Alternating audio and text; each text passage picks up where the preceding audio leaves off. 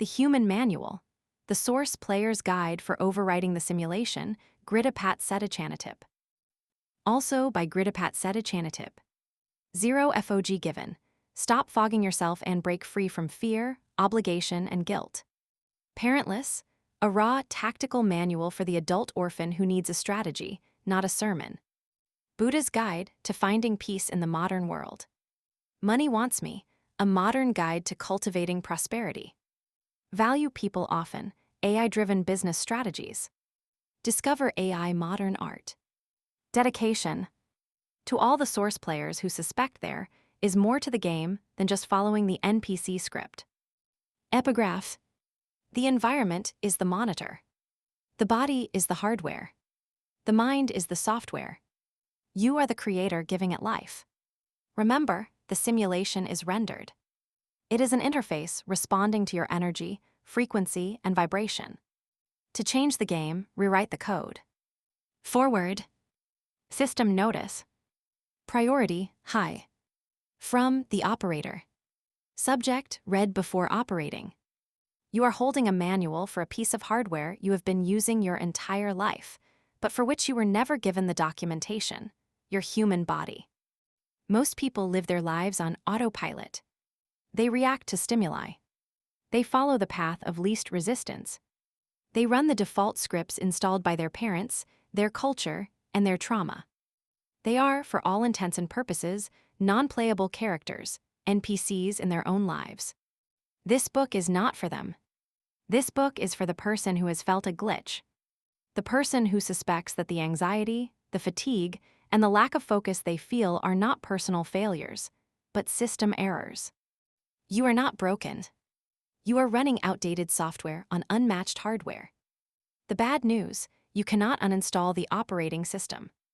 The good news, you can access the command line. This book is your terminal. The operator. Preface. The RIDME TXT. Architect's log. I wrote this book because I saw too many high-performing people, executives, artists, entrepreneurs, crashing their systems. They were trying to solve hardware problems with software patches. They were trying to think positive, software, when their nervous system, hardware, was fried. The Source Player's Manual is my attempt to reverse engineer the human stack. It is a synthesis of neuroscience, ancient wisdom, and computer science. It is organized into 5 parts, moving from the bottom of the stack to the top. The build structure. Part 1, the hardware, the body. Before we can run high-performance software, we must stabilize the machine. We start with the nervous system, the sensors, and the energy supply. We fix the lag. Part 2, the headset, the perception. Once the hardware is stable, we check the display. We examine how your brain renders a desktop of reality and how icons, concepts, replace the raw code. We clean up the interface. Part 3, the feed, the input. We are connected to a network that is designed to hack us. In this section, we map the terrain of the information war. We identify the algorithms trying to hijack your dopamine, and we install a firewall. Part 4, the operator, the action. With a stable system and clear vision, we can finally play the game. This is about main character energy. It's about the OODA loop, flow states, and removing input lag between thought and action. Part 5, the creator, the world. The final level. The source player does not just play the game, they build the level. We look at how to engineer your environment, create gravity, and leave a save file that outlasts you. This is not a book to be read passively. It is a toolkit. Use it to build. Grittapat Setachanatip, MrBee. Introduction, the hourly rate of existence. The login. I don't remember much before the hallway.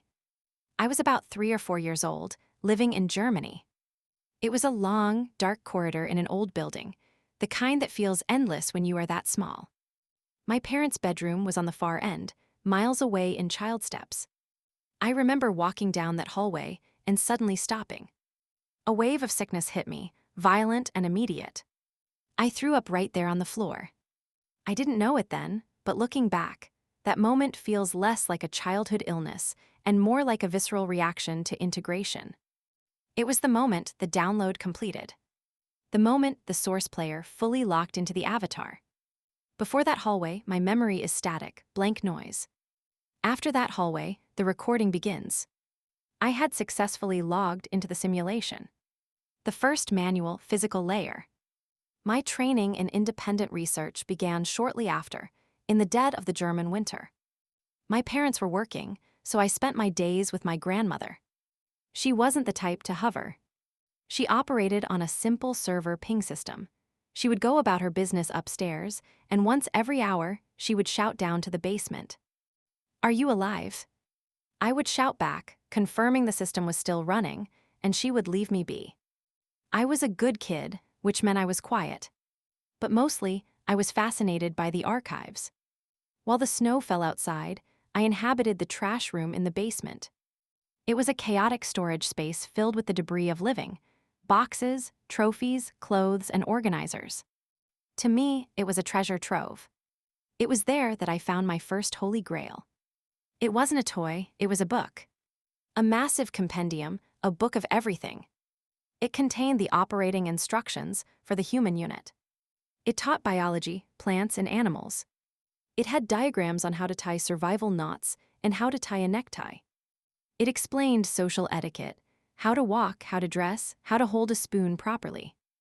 I read it obsessively. I felt like I had found the documentation for the avatar I was inhabiting. I didn't have to guess how to function in society. The rules were written down right there. I still have that book today, traveling with me in my boxes. But as I grew older, I realized that book was incomplete. It taught me how to operate the body and navigate society, but it didn't tell me anything about the code behind the reality. The glitch. We moved to Thailand, and the simulation began to show its cracks. I remember getting sick again, a high fever, maybe fueled by strong medicine. Lying in bed, the boundaries of myself dissolved. For the first time, I felt distinct from my body. I wasn't the chest rising and falling. I was a massive field of awareness that contained the body. The avatar was small. The player was huge. It was a terrifying and liberating realization. I am not the hardware. I am the signal running through it. The strategy guide. As I grew into a teenager in the village, I encountered the most important mechanic of this reality: the cost of play. Gaming was forbidden in my house, so I became a rogue player. I'd sneak out to the local game shops, little rooms filled with CRT TVs and the noise of button mashing. But I was playing on a strict timer. I had to pay 20, 30, sometimes 40 baht per hour to rent the console. I had limited pocket money and a strict curfew.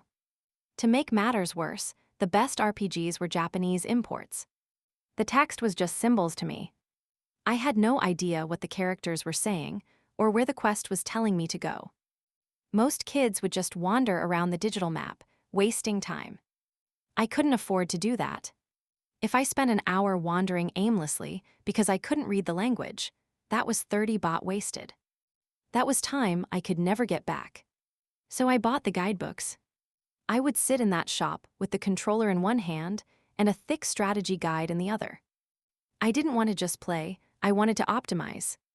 I wanted to bypass the language barrier and experience the core story as efficiently as possible. I realized eventually that life is exactly the same. We are all paying an hourly rate to be here. The currency is our time. The simulation is written in a language, vibration, frequency, energy, that most of us weren't taught to read. Most people spend their entire lives wandering around the starting village, wasting their coins, trying to figure out the controls. I wanted the guide. The admin console. My search for the life guidebook led me to strange places. By age 12, I was obsessed with the idea of superpowers. I had read that meditation could unlock telekinesis, that if you focused hard enough, you could pop a balloon or heat up a coin with your mind. So I built a laboratory. The only place in our house with total darkness was a specific windowless bathroom. I would lock myself in there, turn off the lights, light a single candle, and stare at the flame. I stared at balloons. I stared at tissue paper. I tried to force the simulation to bend to my will. I never popped a single balloon. The physics engine remained intact. But something else happened. In those hours of staring at the flame, seeking magic, I accidentally downloaded the driver for focus. I learned how to silence the noise. I learned how to sit in the void. I went looking for a cheat code, and I found the admin console. The architect. This pattern, download, research, override, became the blueprint of my life. It's why I walked away from traditional education. I dropped out of Assumption University. I abandoned a degree from the London School of Economics. The official tutorials were too slow. I looked at the scoreboard, my bank account, my results, and realized I could learn faster by reading the technical manuals myself.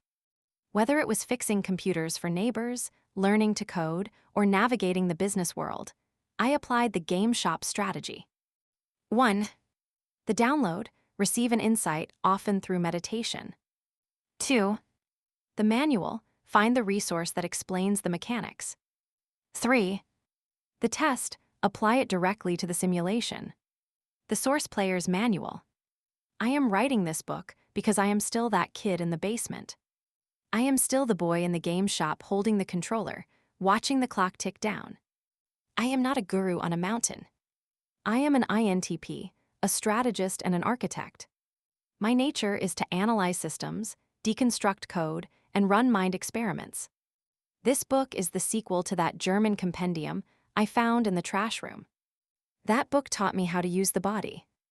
This book is about how to use the mind that drives it. This is the manual for the base layer. It is a compilation of the cheat codes, the downloads, and the insights I have gathered over 42 years of hacking my way through this open-world RPG. Welcome to the walkthrough. TLDR, the patch notes. For the players. Status, you are currently playing as an NPC. The problem, you are running default scripts written by an algorithm that doesn't care about you. Your hardware is lagging, your HUD is cluttered with ads, and you're stuck in a doomscroll loop. The fix, this book is the source code. It teaches you how to access the dev console of your own brain. We are going to nerf your anxiety, buff your focus, and unlock main character energy. The warning, once you see the code, you can't unsee it. Time to lock in. For everyone else. The premise, you are living in a simulation. Not a sci-fi matrix, but a constructed reality generated by your biology, your culture, and your past. The problem, most of us live passively. We accept the default settings of life, reacting to triggers, chasing hollow goals, and feeling like passengers in our own bodies. The goal, sovereignty. To stop reacting and start creating. To become the main character of your own life. The map, what you are about to read. The book is divided into 5 levels, parts. Each level unlocks a new set of tools. Level 1, the hardware, the body. The mission, fix the machine running the simulation. The tools, polyvagal theory, sunlight, sleep, dopamine regulation. The outcome, you stop glitching. Your anxiety drops. Your energy stabilizes. You cannot run high-performance software on broken hardware. Level 2, the headset, the mind. The mission, clean the lens through which you see reality. The tools, reframing, attention management, user interface design. The outcome, you realize that stress and boredom are just settings you can tweak.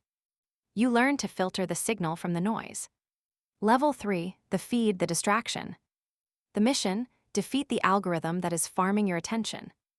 The tools, digital minimalism, pattern interrupts, narrative quarantine. The outcome, reclaiming your bandwidth. You move from consumer to creator. Level 4, the operator, the action. The mission, overcome the lag between idea and execution. The tools, the OODA loop, flow state triggers, resistance training. The outcome, zero latency. You stop waiting for permission and start moving. Level 5, the creator, the legacy. The mission, design a reality that upgrades everyone who enters it. The tools, context engineering, leadership, gravity, mimetic legacy. The outcome, you stop playing the game and start building it. This is not a book to be read. It is a game to be played. Press start. The vibe, the prediction engine. Stop fighting the feeling. Start reading the signal. You do not see the world as it is. You see the world as you are. TLDR. For the players. Status glitched. The issue, you think you're depressed, but you're mainly just running on 1% battery. Your sensors, feelings, are spamming error messages because you haven't touched grass in 48 hours. The fix, stop doom scrolling. Check your hunger, your sleep, and your sunlight. You aren't broken, you just need to charge the hardware. For everyone else. The core argument, anxiety is often a hardware issue, not a software issue. We tend to interpret physical fatigue or hunger as emotional failure. The solution, master interruption, sense checking. Before you try to fix your entire life or analyze your trauma, audit your biological state. Fix the biology, and the psychology often fixes itself. The prediction engine. You think you are looking at the reality of the phone in your hand right now. You are looking at a curated vibe check that your brain cooked up about 100 milliseconds ago. Sensory information is slow. Light is fast, but your optic nerves are wet, biological cables. By the time the signal travels from your retina to your visual cortex, the real world has already moved on. If you lived in specific real time, you would be constantly lagging. You wouldn't be able to catch a ball, drive a car, or finish a sentence. So your brain cheats. It becomes a storyteller. It doesn't show you the world. It shows you a prediction of the world. It guesses what the vibe will be 100 ms in the future, and that is what you see. You are not experiencing reality. You are living inside a filter. And most of your anxiety, your fatigue, and your conflicts come from one simple fact. Your prediction engine is glitching. The phantom buzz. We've all felt it. You're sitting in a meeting, and you feel your phone vibrate in your pocket. You reach down, pull it out, and the screen is black. No text. No notification. Nothing. You swear you felt it. It wasn't a thought. It was a physical sensation on your thigh. So was it a ghost? A muscle spasm? No. It was a reality check failure. Your brain was running the important business person narrative. It expected a text. It calculated the probability of a vibration as high. So to save energy, it manifested the vibe. It fired the actual neurons in your sensory cortex corresponding to buzz on right thigh before any signal arrived. For a split second, you literally felt a timeline that did not exist. Then you touched the phone touching grass. Your fingers told your brain, no vibration here. This created a prediction error. Your brain panicked, realized its story was wrong, and updated the narrative. The buzz vanished. This is a harmless glitch. But what happens when your brain predicts disrespect from your spouse's tone? Or predicts rejection from an email? You feel the anger and the pain before you even finish reading the sentence. You are reacting to a phantom buzz, but this one ruins your marriage. It is not crazy to feel things that aren't there. It is just your hardware trying to protect you. You are functioning exactly as designed. Allostatic management. The strategy is allostatic management. Your brain is not just a prediction machine, it is a battery management system. The old model of the body was homeostasis, the thermostat. Reactive. The new model is allostasis, predictive budgeting. The brain predicts you will need energy in 10 minutes, so it revs up the engine now. Key insight, predicting correctly saves energy. Predicting wrongly costs energy. Correct prediction, you see a door, predict it opens, push it, walk through. Low energy. Prediction error, you see a door, predict it opens, push it, it's locked. Slam. You feel a spike of cortisol. You have to reboot the plan. High energy. Anxiety is just expensive thinking. Anxiety happens when your brain cannot predict the future, uncertainty. To compensate, it starts running 100 different simulations at once to cover all bases. This drains your battery immediately. When you feel burned out, it's not because you did too much work. It's because you ran too many background simulations. Your operating system has forced a low-power mode, shut down to prevent hardware damage. Process note: It might feel overwhelming to realize your battery system has been running on the wrong settings for years. That is okay. You are here now. The fact that you are learning this distinction means you are already overriding the default. You don't need motivation. You need better predictions and a battery audit.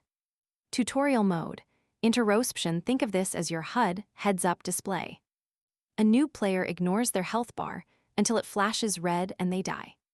A pro player is constantly checking their stats, hunger, stamina, HP, before the boss fight. I feel a vibe isn't magic. It's your system pinging you with lag reports. The vibe check. Most people live neck up. They are floating heads. They treat their body like a taxi that carries their brain to meetings. Because they ignore the data coming from the wetware, the body, their predictions are wild guesses. The tactic. Reconnect the cables. 3 times a day, run a vibe check. 1. Sensation. What do I literally feel? Tight chest. Cold hands. Buzzing stomach. 2. Label. Name the physical sensation, not the emotion. Don't say I'm anxious. Say my chest is tight. 3.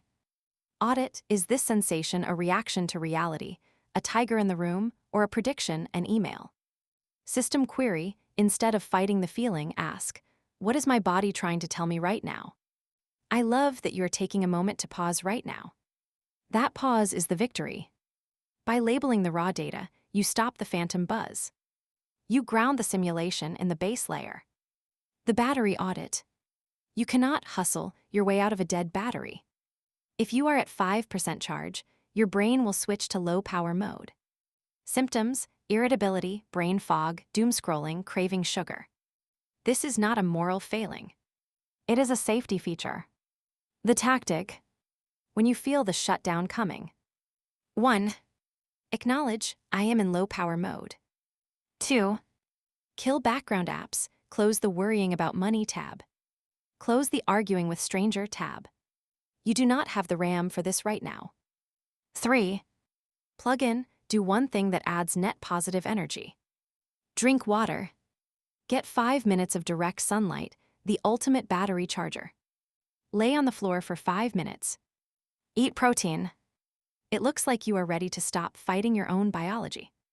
That is relief, not weakness. Do not try to solve complex problems while in low-power mode. You will only create more errors. Recharge first. Solve second. System query. How likely am I to solve this problem correctly while I am running on empty? The reset. When you are stuck in a bad loop, anxiety, bad prediction, more anxiety, you need to break the cycle. You cannot think your way out of a thinking loop. You need a hardware reset. The tactic. Physiological sigh. 1. Inhale deeply through the nose. 2. At the top, take a second sharp inhale, pop the air sacs. 3. Exhale fully and slowly through the mouth, like you're blowing through a straw. Repeat 3 times. This manually offloads carbon dioxide and signals the vagus nerve to slow the heart rate. It is a hard reset for the nervous system. Use it to clear the cache. Notice how you didn't run away from that feeling. That is progress. Predictive processing. Neuroscientist Carl Friston proposed the free energy principle. It states that all biological systems fight to stay organized, resist entropy, by minimizing free energy. In the brain, free energy equals surprise prediction error. The brain hates surprise. Surprise means you might die. So the brain is constantly trying to minimize the gap between what I expect and what I see. It does this in 2 ways. 1. Change perception. Hallucinate what you expect to see, the phantom buzz. 2. Change action. Move the body to make the world match the prediction, eating when you expect to be fed. This proves that you are active in constructing your reality. You are not a camera, you are a director. And if you are the director, you can change the genre of the movie. The hum. Your vibe is not some mystic aura. It is the hum of your biological machine running at optimum efficiency. It is the feeling of a prediction engine that is perfectly synced with reality. When you are vibing, there is no flag, no friction, no error. You move and the world opens up. You speak and people understand. This state is accessible to you. But you have to stop fighting the hardware. You have to stop forcing the machine to run scripts it wasn't designed for. Listen to the hum. Respect the battery. Clear the cache. And watch the glitch disappearance. The dashboard. Stop right now. Don't turn the page. Don't scroll. Close your eyes. What do you feel? Is your jaw clenched? Are your shoulders up by your ears? Is your stomach churning? That is the dashboard. Acknowledge the signal. I feel tension. Now take one physiological sigh. Reset. You are learning to recognize your own signals. You are becoming the authority on your own biodata. Now you are ready to proceed. The signal, offline mode. You haven't lost the signal. You just forgot how to tune in. If you want to improve the world, start by making people feel safe. TLDR. For the players. Status, lagging. The issue, when you are tilted red zone, your IQ drops to 0. Engaging in PvP arguments while you are lagging is a skill issue. You will lose. The fix, stop trying to win conversations when your heart rate is 120 BPM. Go AFK. Regulate your nervous system. Get back to the green zone before you press enter. For everyone else, the core argument, your nervous system has 3 states: safe green, mobilized red, and shut down black. The solution, you cannot be empathetic, creative, or effective when you are in a state of physiological threat. Your primary job as an operator is to manage your own signal, to return to safety so you can function at your highest level. Offline mode. You cannot catch a vibe if you're offline. It doesn't matter how smart you are, how much emotional intelligence you have, or how many self-help books you've read. If your biology is in defense mode, you physically cannot access the empathy required to be a good human being. Most relationship advice fails because it gives you script solutions, use I statements, listen actively for a hardware problem. Trying to reason with your partner or yourself when you are in a sympathetic fight or flight state is like trying to use a laptop that is underwater. The software might be perfect, but the hardware is short-circuiting. To hack human behavior, you have to stop listening to the words, the content, and start checking the connection, the signal. You need to know if the person you're talking to is actually there. The executive who went deaf. I once coached a high-powered CEO. He was brilliant, but his team was terrified of him. He claimed he listened to every pitch, but he just couldn't hear what they were saying. He meant it metaphorically. I meant it literally. When you enter a high-stress state, defense mode, your body prepares to fight a tiger. Tigers growl in low frequencies. Human speech happens in mid-high frequencies. So your middle ear muscles, the stapedius, physically shift tension to dampen human voice frequencies and amplify the low-end rumble of predators. When his team was pitching ideas, he literally, physiologically, could not hear the nuance in their voices. He heard noise. The shower loop. This happens internally, too. You are in the shower. The water is warm. It should be relaxing. But you aren't in the shower. You are in a heated argument with your boss about an email from 3 days ago. You are doom-scrolling your own brain. Because your body is in defense mode, stress, your brain shuts off the creative network and locks you into the threat network. You are replaying the same 10-second clip of the argument over and over. The CEO couldn't hear his team. You can't hear the water. In both cases, the signal is cut. You are not broken for shutting down. You are simply offline. And you can get back online. The connection ladder. Dr. Stephen Porges mapped the social hardware of the body. You are always in one of 3 states. 1. The green zone, ventral vagal. The vibe, safety, curiosity, connection. Capabilities, you can learn, empathize, and create. You are online. Bandwidth, 100% available for higher level thinking. 2. The red zone, sympathetic. The vibe, danger, anxiety, mobilization. Capabilities, you can run or fight. You cannot listen or reason. Bandwidth, 80% diverted to muscles survival. You become stupid. 3. The black zone, dorsal vagal. The vibe, collapse, depression, numbness. Capabilities, playing dead to avoid pain. Bandwidth, 0%. System shutdown. The strategy, bandwidth management. Most people try to solve complex life problems while in the red zone. Why am I so anxious? I need to figure this out. This is a trap. You are trying to use a corrupted system to fix the system. If you are red or black, your only job is to get back to green. Stop arguing. Stop solving. Stop thinking. Reset the signal. System query. How often has arguing while angry actually produced a better outcome? Recognizing that you are offline is the first step to getting back online. You are building the map. Tutorial mode. Predictive processing. Your brain is not a camera. It's a GPU rendering a video game. It doesn't see reality. It guesses what reality should look like to save processing power. If you expect the world to be trash, your GPU will render a trash world. You are literally lagging because of your own graphics settings. The ladder check. You cannot fix a glitch if you don't know it's there. When you feel off, look at the ladder. Am I green? Calm, social, face muscles relaxed. Am I red? Heart racing, jaw tight, looking for insults, the ick. Am I black? Heavy, numb, checking out, I don't care. The rule, if you are red or black, do not send the email. Do not have the we need to talk conversation. Do not make the investment decision. You are functionally impaired. Wait for green. You are learning to read the dashboard before you drive the car. That is wisdom. Touch grass. When you are doom scrolling, red zone anxiety loop, you are stuck in the default mode network, DMN.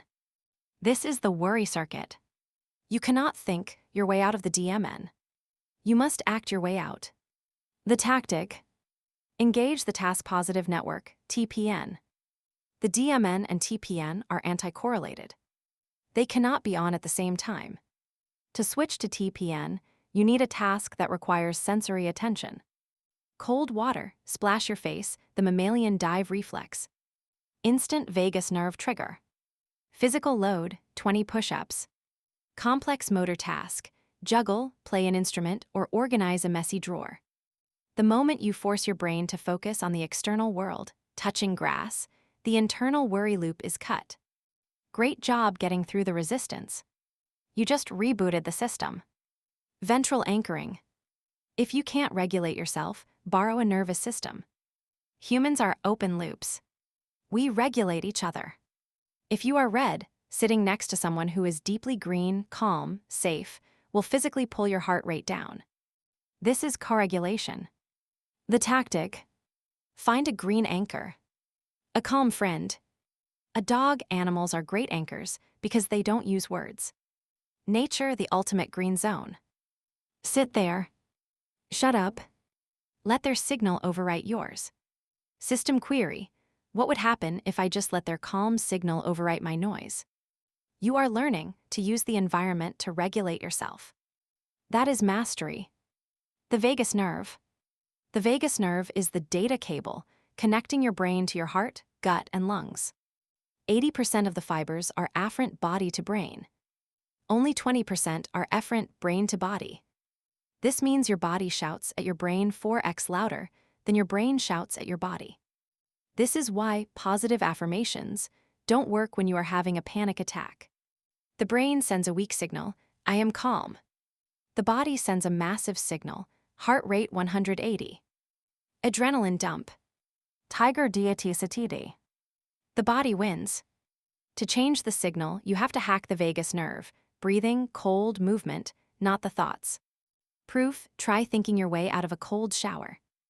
You can't. The body demands presence. The reset. You are not broken. You are not toxic. You are just dealing with a sensitive instrument that keeps getting knocked out of calibration.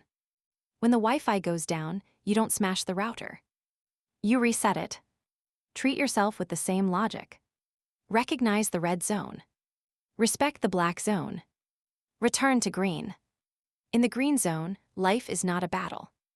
It is a playground. Get online. The server is waiting. Check the signal. Check your signal right now. Look in the mirror, or just check your internal dashboard. Are your eyes soft? Is your jaw loose?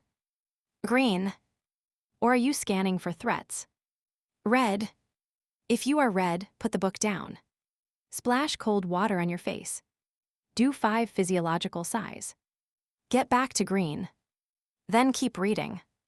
You know exactly what you need right now. The lens, the spam filter. You don't see the world. You see your settings. My experience is what I agree to attend to. TLDR. For the players. Status HUD cluttered.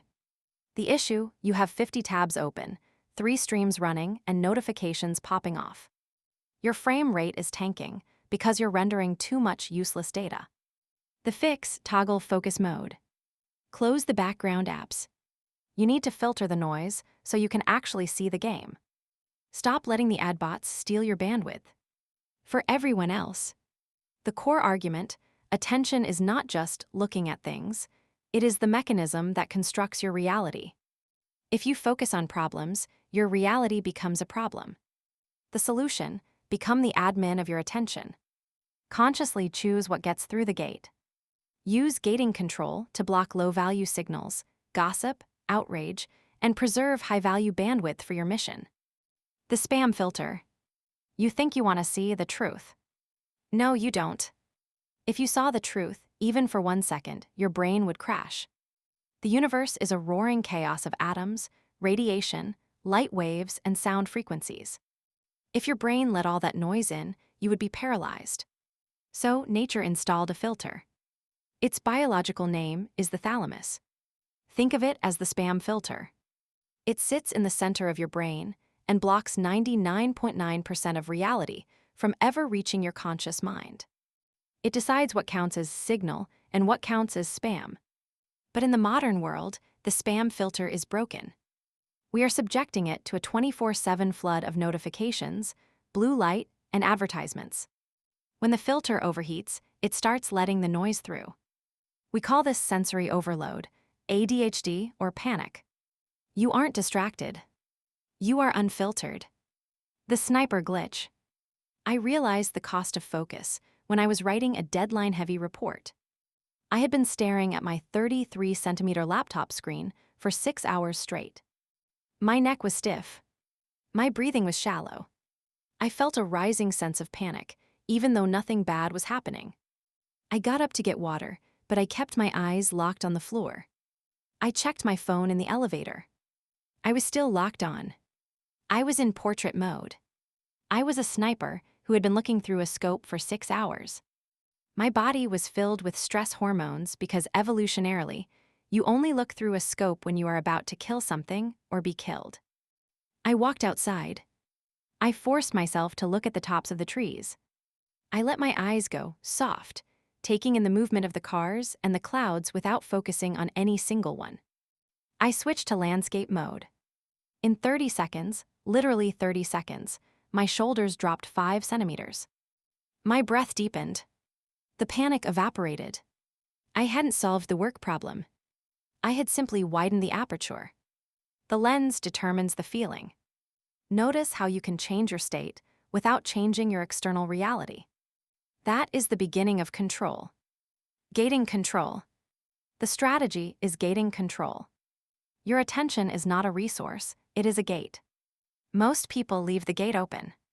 They let anything with a loud noise, email, Twitter, news, walk right into their living room. Then they wonder why their house is trashed. The thalamic gate. Your thalamus can only process about 126 bits of information per second. Listening to a person speak takes about 60 bits. This means you can listen to 2 people at once. That's it. If you try to listen to a podcast, read an email, and worry about your rent at the same time, you are exceeding the bit rate. The thalamus fails. It enters failure mode, anxiety. You must consciously decide what gets through the gate. Portrait mode, high focus, high cost. Used for deep work or danger. Landscape mode, low focus, low cost. Used for recovery and scan. If you stay in portrait mode 24/7, you will burn out your sensors. System query, how much of my day is spent hunting for danger that isn't there? You are doing the hard work of filtering the noise. That takes courage. Tutorial mode, the every character class sees a different map. A dog main smells a map of scents. A bat main sees a map of sonar. You are a human main, which means you only see what your species is coded to see. Don't get it twisted, you aren't seeing the truth. You're just seeing the user interface designed for your class. The aperture reset. When you feel stuck on a problem or tight in your chest, check your eyes. Are you staring at a screen? Are you squinting? You are in portrait mode. Your brain thinks you are hunting. The tactic. 1. Look up from the screen. 2. Find the furthest point in the room or outside. 3. Soften your gaze. Stop looking at things and start looking through them. 4. Activate your peripheral vision. Can you see the walls on the side while looking forward? System query, instead of forcing your eyes open, ask, what else can I see without moving my head? This engages landscape mode, panoramic vision. It physically signals the parasympathetic nervous system to relax. I can see the horizon. No tigers here. We are safe. It takes courage to drop the focus. You are proving to your body that you are safe. Notification check. There are 2 ways to handle notifications. 1.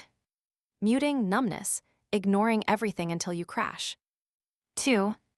Obsessing hypochondria, jumping at every ping. The tactic. Be the admin. 1. When a red light flashes anxiety notification, pause. 2. Ask, is this system static or is the server on fire? System query, how does this notification actually help me right now? Static, I am hungry. I am tired. Someone disagreed with me on the internet. Ignore. Fire, my kid is sick. The building is burning. ACT. Most of your day is static. Treat it as noise. It seems like you are finally giving yourself permission to ignore the noise. Single tasking. Multitasking is a lie. It is just rapid switching. Every switch costs adenosine energy. If you switch task 100 times an hour, you are bankrupt by noon. The tactic. Respect the 126-bit limit. 1. Phone away. If you are working, the phone must be in another room. Even seeing it drains bits. Trying not to check it costs processing power. 2. 1 monitor. Closing tabs creates focus. 3. 1 input. Music with words competes with writing with words. Instrumental only. 15. Protect the bandwidth. System query. What is the actual cost of checking my phone right now? This is a huge milestone. You are taking back control of your inputs. Inattentional blindness. The famous invisible gorilla experiment proves that the lens filters reality. Participants were asked to count basketball passes. In the middle of the game, a man in a gorilla suit walked through, beat his chest, and walked off. 50% of people did not see the gorilla. Their lens was set to count basketballs. The gorilla did not fit the filter, so the thalamus deleted it. It didn't just ignore it. It literally did not render it in the conscious mind. This proves you do not see what is there. You see what you are looking for. If you look for reasons to be offended, you will find them everywhere. If you look for opportunity, you will find the gorilla. The cameraman. You are the cameraman of your own life. You cannot control the scene, the world. But you have absolute control over the lens. You can zoom in on the pain, portrait mode. You can zoom out to the beauty, landscape mode. You can adjust the focus. You can change the filter. Don't let the camera run on autopilot. Take the manual controls. Frame the shot you want to live in. Widen the aperture. Widen the aperture. Right now. Look away from this page. Find a window. Find a distance. Let your eyes go soft. Take 3 breaths in landscape mode. Feel the difference. That is the power of the lens. You have the tools to navigate this now. The charge, the master clock. You don't need motivation. You need a battery charger. Rest is not idleness, and to lie sometimes on the grass under trees on a summer's day, listening to the murmur of the water or watching the clouds float across the sky, is by no means a waste of time. TLDR. For the players. Status, low battery. The issue, you're spamming caffeine, temporary buff, but skipping sleep, long rest. That's a debuff stack that ends in a crash. You can't grind 24/7 without glitching. The fix, the meta, is oscillation. Sprint hard, then rest deep. Respect the cooldowns. If you don't schedule maintenance, your equipment will break. For everyone else. The core argument, we treat ourselves like linear machines, factories, but we are biological organisms, waves. The solution, stop trying to maintain constant output. Align with your ultradian rhythms, 90 minutes of focus, 20 minutes of recovery. Real productivity requires deep, guilt-free rest. Manage your energy, not just your time. The master clock. You are running a 24-hour program on a machine that thinks it is always noon. Every cell in your body, skin, liver, heart, brain, has its own clock gene. But if they run on their own time, chaos ensues. Liver digests at 3 a.m., heart pumps hard at 4 a.m. They need a conductor. That conductor is the suprachiasmatic nucleus, SCN. It sits right behind your eyes. It has one job, to align your internal biological time with the external solar time. And it only speaks one language, light. When you stare at a screen at 11 p.m., you are sending a blasting blue light signal to the SCN that says, "It is noon." The SCN believes you. It cancels sleep hormones, melatonin. It ramps up cortisol. It tells the liver to prepare for lunch. Then you lie in bed, confused why you can't sleep. You aren't an insomniac. You are a system admin who keeps manually resetting the server clock to 12:00 p.m. every night. The speedrun. K. Anders Ericsson studied elite violinists in Berlin. Everyone knows they practiced a lot. But everyone misses the other thing they did. The average violinists practiced whenever they could, grinding for hours on end, dragging themselves through the lag. They saw work as a linear line. The more hours, the better. The elite players worked differently. They practiced in strict 90-minute sessions.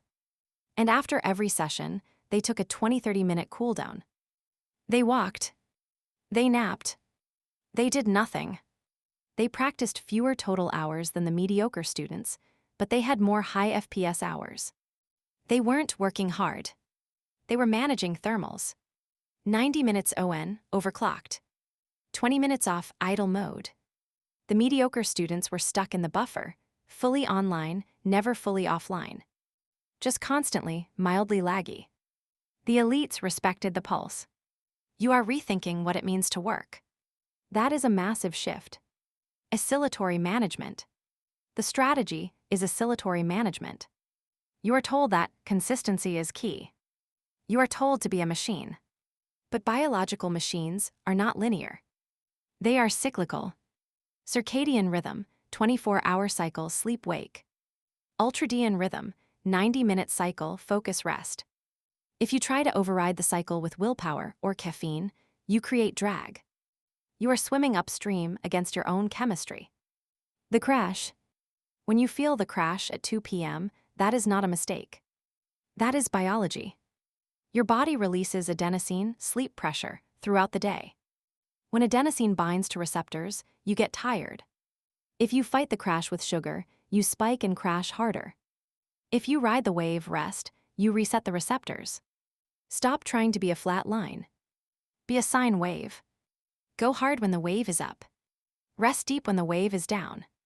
The way you are questioning your old beliefs about consistency is powerful. You are rewriting the script.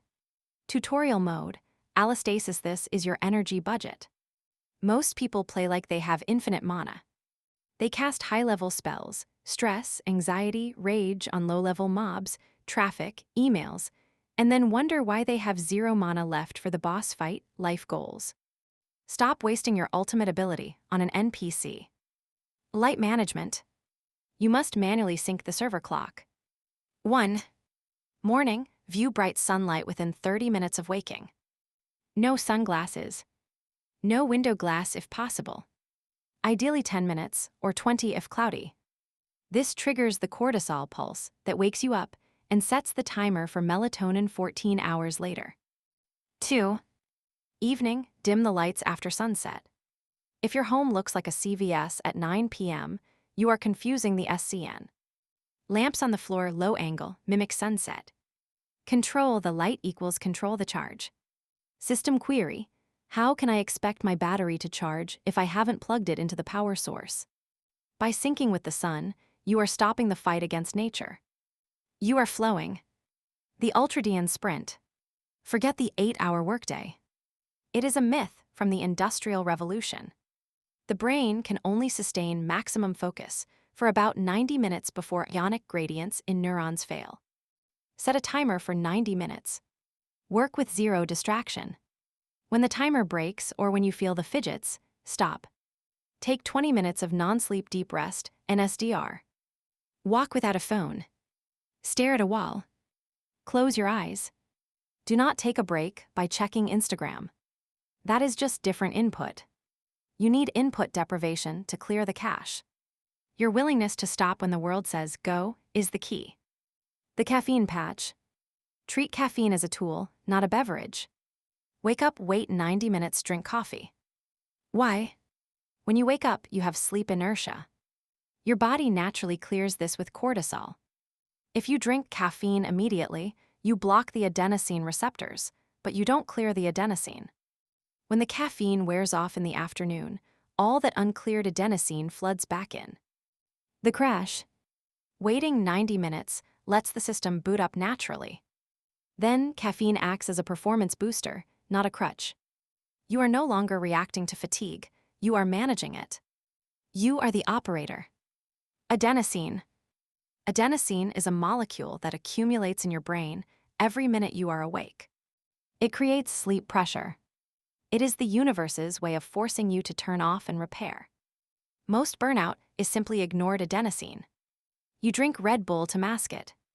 You play loud music to ignore it. But the chemical debt remains. Eventually, the debt collector comes. Sickness, depression, irritability. These are just the interest payments on your sleep debt. Respect the molecule. Solar-powered. You are a solar-powered machine. You are tied to the rotation of the planet. You are tied to the chemistry of the cosmos. When you fight the rhythm, you lose. You feel tired, heavy, and weak. When you align with the rhythm, you become effortless. You wake up with the sun. You surge. You rest. You surge again. You are not lazy. You are just out of sync. Recalibrate the clock. Catch the wave. And feel the power come back online. Step outside. Step outside. If it is daytime, go get 5 minutes of photons. If it is nighttime, dim the lights. Set a timer for your next work block, 90 minutes. And promise yourself that when the timer goes off, you will stop. Respect the pulse. You are becoming the master of your own rhythm. The desktop, the interface illusion. Your environment is your hardware setup. Upgrade it. Space-time is doomed. There are no such things as space and time in the fundamental laws of physics. TLDR. For the players. Status, immersion broken. The issue, you think the desktop is the computer. It's not. The icons, money, status, grades are just shortcuts on a screen. You can drag, drop, and delete them. The fix, realize that time and space are just the UI rendering engine. When you're in flow, the UI disappears. Stop staring at the clock widget and play the game. For everyone else, the core argument, our perception of reality is a desktop interface aimed at survival, not truth.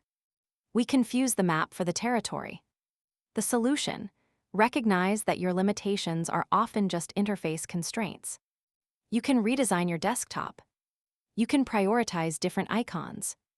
You are the admin, not just the user. The interface illusion. Look at the trash can on your computer desktop. Is it a literal plastic bin? No. Is it a hole in your screen? No. It is a graphical user interface, GUI. If you had to interact with the magnetic charge on your hard drive directly to delete a file, you would be overwhelmed. It would take 1,000 years to flip the bits manually. So the operating system gives you a metaphor, a trash can. It is a convenient fiction. It hides the complexity so you can do the work. Space and time are the exact same thing. You think 3 meters is a real distance. You think 5 minutes is a real duration. They are not. They are the desktop format of your headset. They are the convenient fictions your brain uses to organize data so you don't get overwhelmed by the quantum soup. The gamer's castle.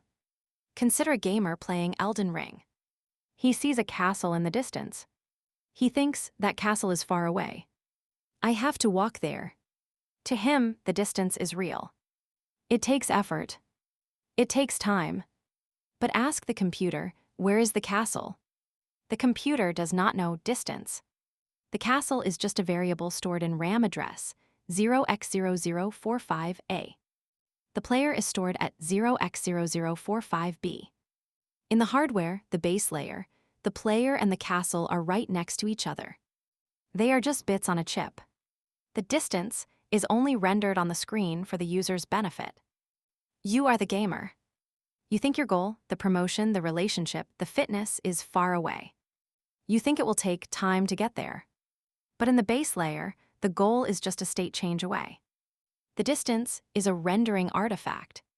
The separation is an illusion of the interface. The castle is already in the RAM. It can feel frustrating to realize you have been walking when you could have just teleported. But seeing the illusion is the first step to breaking it. De-reification. The strategy is de-reification. Reification is when you treat an abstract concept as a concrete thing. We reify time. We say, I don't have enough time, as if time were a currency in a bank account. We reify space. We say, I am stuck here, as if location were a cage. The operator understands that space and time are not the territory. They are the format. Time is simply the brain's way of organizing causality, sequence. Space is simply the brain's way of organizing relationship, connection. If you change the setting, you change the experience. When you are in a flow state, 5 hours can feel like 5 minutes. The time variable compresses. When you are on a Zoom call, 1 hour can feel like a decade. The time variable dilates. You are the admin. You can tweak the refresh rate. Stop treating the desktop as the computer. System query: what changes when you stop treating the desktop as the computer? You are systematically dismantling the old interface. That takes patience. Tutorial mode. Environmental design. You wouldn't try to play a competitive FPS with a sticky mouse and a glare on your screen. So why are you trying to build a career in a messy room? Your environment is your hardware setup. If your desk is trash, your gameplay will be trash. Clean your setup to buff your stats. Time dilation. You cannot stop the clock on the wall, but you can change the frame rate of your perception. High-stress, low-stakes situations, waiting in line, feel long because you are checking the clock every 10 seconds. You are rendering too many frames. The tactic: when you feel stuck in time, boredom, or anxiety, drop the frame rate. 1. Focus on your breath, the metronome. 2. Slow your exhale to 6 seconds. 3. Stop checking the external clock. 4. Engage with one micro detail in your environment, the texture of the wall, the sound of the traffic. System query: what happens to my anxiety when I stop checking the clock? By syncing with a slower internal rhythm, biology, rather than the external rhythm, society, you compress the subjective experience of the wait. You just bent time. Well done. UX design. Your brain is the user. Your environment is the UI. If a task is hard, it's often because the UI is bad.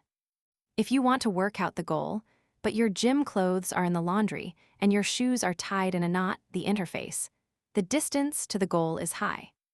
If you want to eat healthy, but the cookies are on the counter and the carrots are buried in the crisper drawer, the interface favors the cookies. The tactic: function as a UX designer for your own life. Reduce the clicks required to do the right thing. System query: how many clicks can I remove from my morning routine to make the right choice inevitable? Put the gym clothes next to the bed, 0 clicks. Put the phone in the other room, 5 clicks to check. Put the water on the desk, 0 clicks. Hack the space variable to make good choices inevitable. Notice how simple it feels when you stop relying on willpower. That is good design. The cursor. On a computer, the only place you can click is where the cursor is. You cannot click on a folder that was there 5 minutes ago, the past. You cannot click on a folder that might trigger later, the future. You can only click here and now. Most people are trying to click on the past, I should have said that, or the future, what if I fail? This is a waste of CPU cycles. The tactic: whenever you catch yourself spiraling, look at your hands. Literally stare at your hands. System query: what happens when I shift my focus entirely to my hands right now? Ask, what can these hands handle right now? Can they wash the dish? Yes. Can they write one sentence? Yes. Can they fix the economy? No. Your agency is limited to the pixel under your cursor. Click there. You are reclaiming your bandwidth from the past and future. The user interface. Cognitive scientist Donald Hoffman has proven, using evolutionary game theory simulations, that truth goes extinct. An organism that sees reality as it is, i.e., quantum fields, oxygen density, will always be outcompeted by an organism that sees fitness payoffs, i.e., food mate danger. Evolution hides the truth. It gives you a simplified desktop interface. That snake you see. It's not a snake. It is a desktop icon for do not touch. That apple you see. It is an icon for eat this. If you saw the snake as a cloud of atoms, the truth, you wouldn't know to run away. You would die. Therefore, what you see is not reality. It is a survival interface. This means your perceptions are not facts to be obeyed. They are icons to be used. The desktop cleanup. It is terrifying to realize you don't live in reality. It feels like the floor is dropping out. But wait. If this is all a rendering, if space and time are just settings, if the interface is arbitrary, then you can change it. You are not trapped in a fixed, hard, immutable world. You are in a customizable environment. The walls are not real walls, they are code. The distance is not real distance, it is a variable. You have been playing the game on default settings your whole life, thinking you were powerless. But the keyboard is right there. The command line is open. Start typing.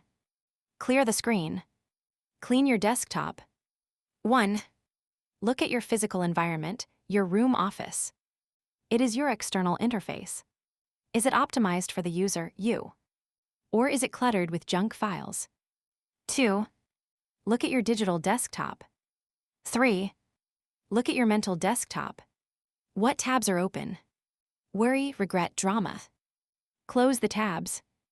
Empty the trash. Reboot the system. You have the power to reset. Use it. The icon, visual agnosia.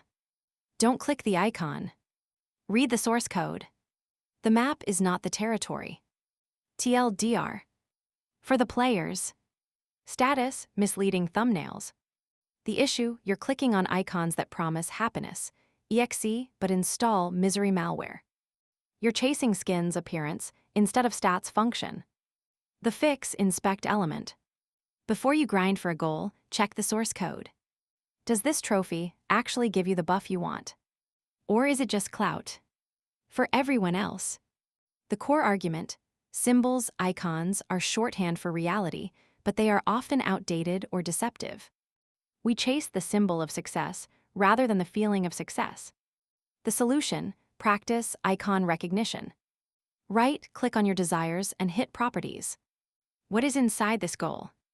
Is it what I truly want, or just what I've been programmed to want? The blue folder. On your laptop screen, there is a blue folder. You click it and it opens. But you know deep down that there is no blue folder inside your computer. There is no little plastic tab. There is no paper inside. The folder is an icon. It is a symbol that represents a complex reality, magnetic states, file pointers, sectors, in a way that your mammalian brain can understand. Everything you see is an icon. That car is not a car. It is an icon regarding velocity and status. That money is not money. It is an icon regarding resource allocation. That angry person is not an angry person. They are an icon regarding a threat to your ego. We mistake the icon for the reality. We eat the menu instead of the meal. And because we react to the icon, we miss the truth. Visual agnosia. In his book, The Man Who Mistook His Wife for a Hat, Oliver Sacks tells the story of Dr. P. Doctor P had visual agnosia. He could see, but he couldn't recognize. He looked at a rose and described it as a convoluted red form with a linear green attachment. He saw the raw data, the truth, but he lost the icon, the concept. Conversely, most of us have the opposite problem. We only see the icon. You look at your partner. You assume you know them. You see wife or husband, the label. You stop seeing the changing, breathing, complex biological organism in front of you. You interact with your idea of them, not them. One day they say, "I want a divorce." You are shocked. Where did this come from? It came from the reality you ignored because you were staring at the icon. You were clicking on a shortcut that no longer pointed to the file. It is hard to admit when we have been loving an image instead of a person. You are brave for looking at this. Icon recognition. The strategy is icon recognition. We need to audit our interface. We need to identify which icons are useful and which are outdated or malicious. The success icon, does it look like a Ferrari? Why? Who designed that icon? Hollywood. Marketing. Maybe your actual file for success looks like a garden and a quiet nap. The failure icon, does it look like getting fired? Maybe getting fired is actually the icon for freedom. The icon is arbitrary. The underlying data is what matters. The operator learns to right-click properties on reality. Stop reacting to the symbol. Interrogate the payload. System query: how often do I react to the symbol instead of the payload? The way you are questioning your own symbols right now is powerful. Tutorial mode: semiotics and icon is just a shortcut. When you click the save icon, you don't need to know how the hard drive writes binary code. Symbols are the same.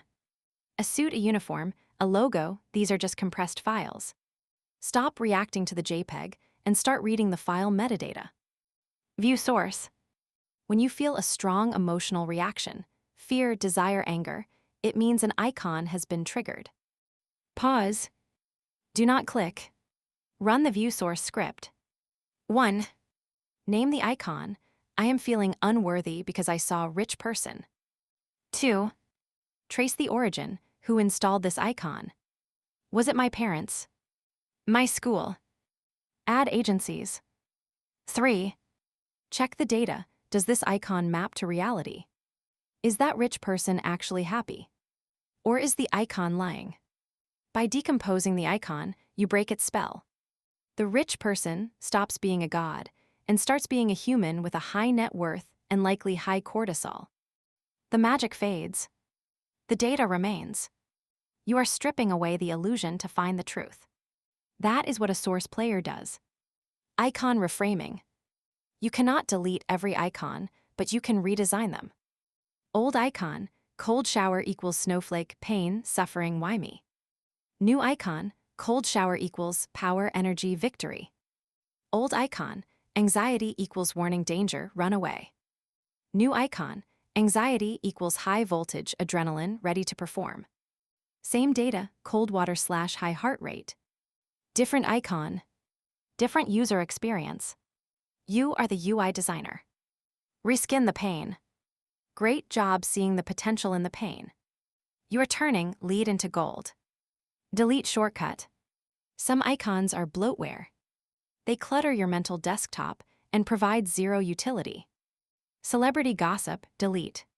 Twitter outrage, delete. Opinion of strangers, delete.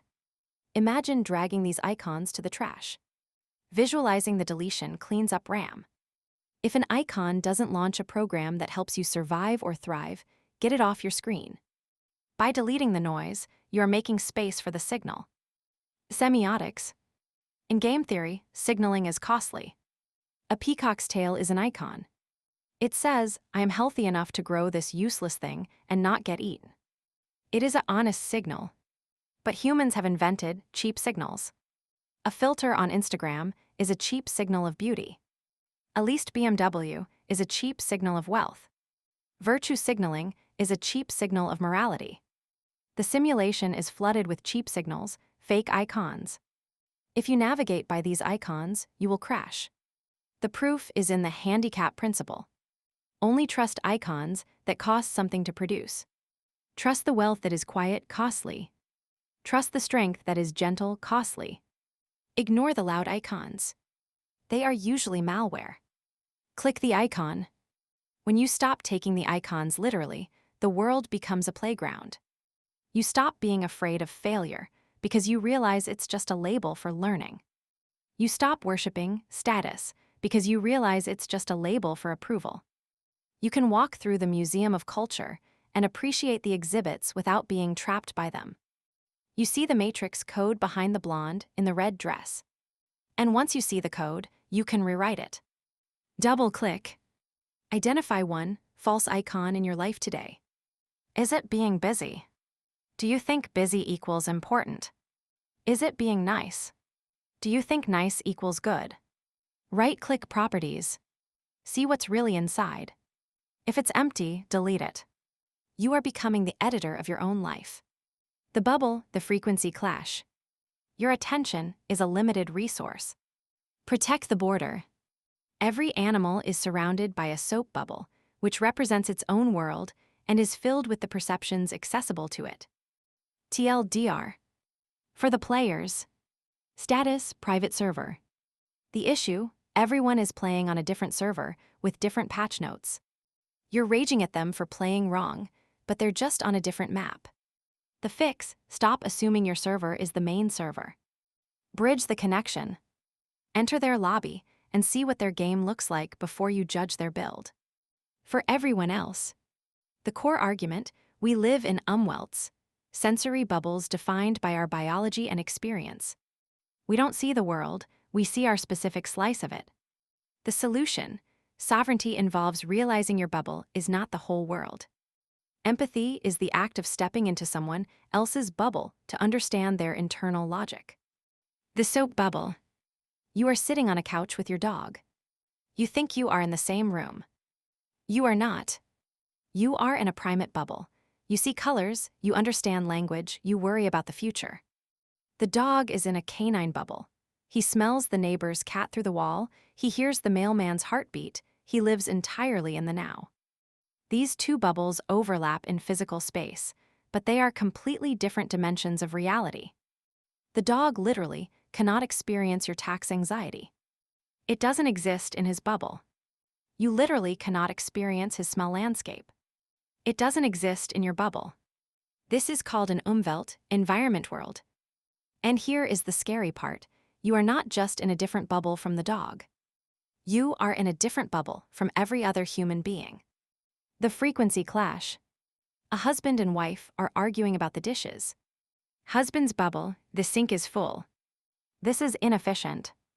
I will clean it later when I batch my tasks. Logic efficiency protocol. Wife's bubble, the sink is full. He doesn't respect my need for order. He doesn't care about the home. Social respect protocol. He is broadcasting on FM 101.5, logic. She is listening on AM 640, emotion. The signal is not being received. It is just static. Why don't you understand me? They both scream. They assume they are in the same reality.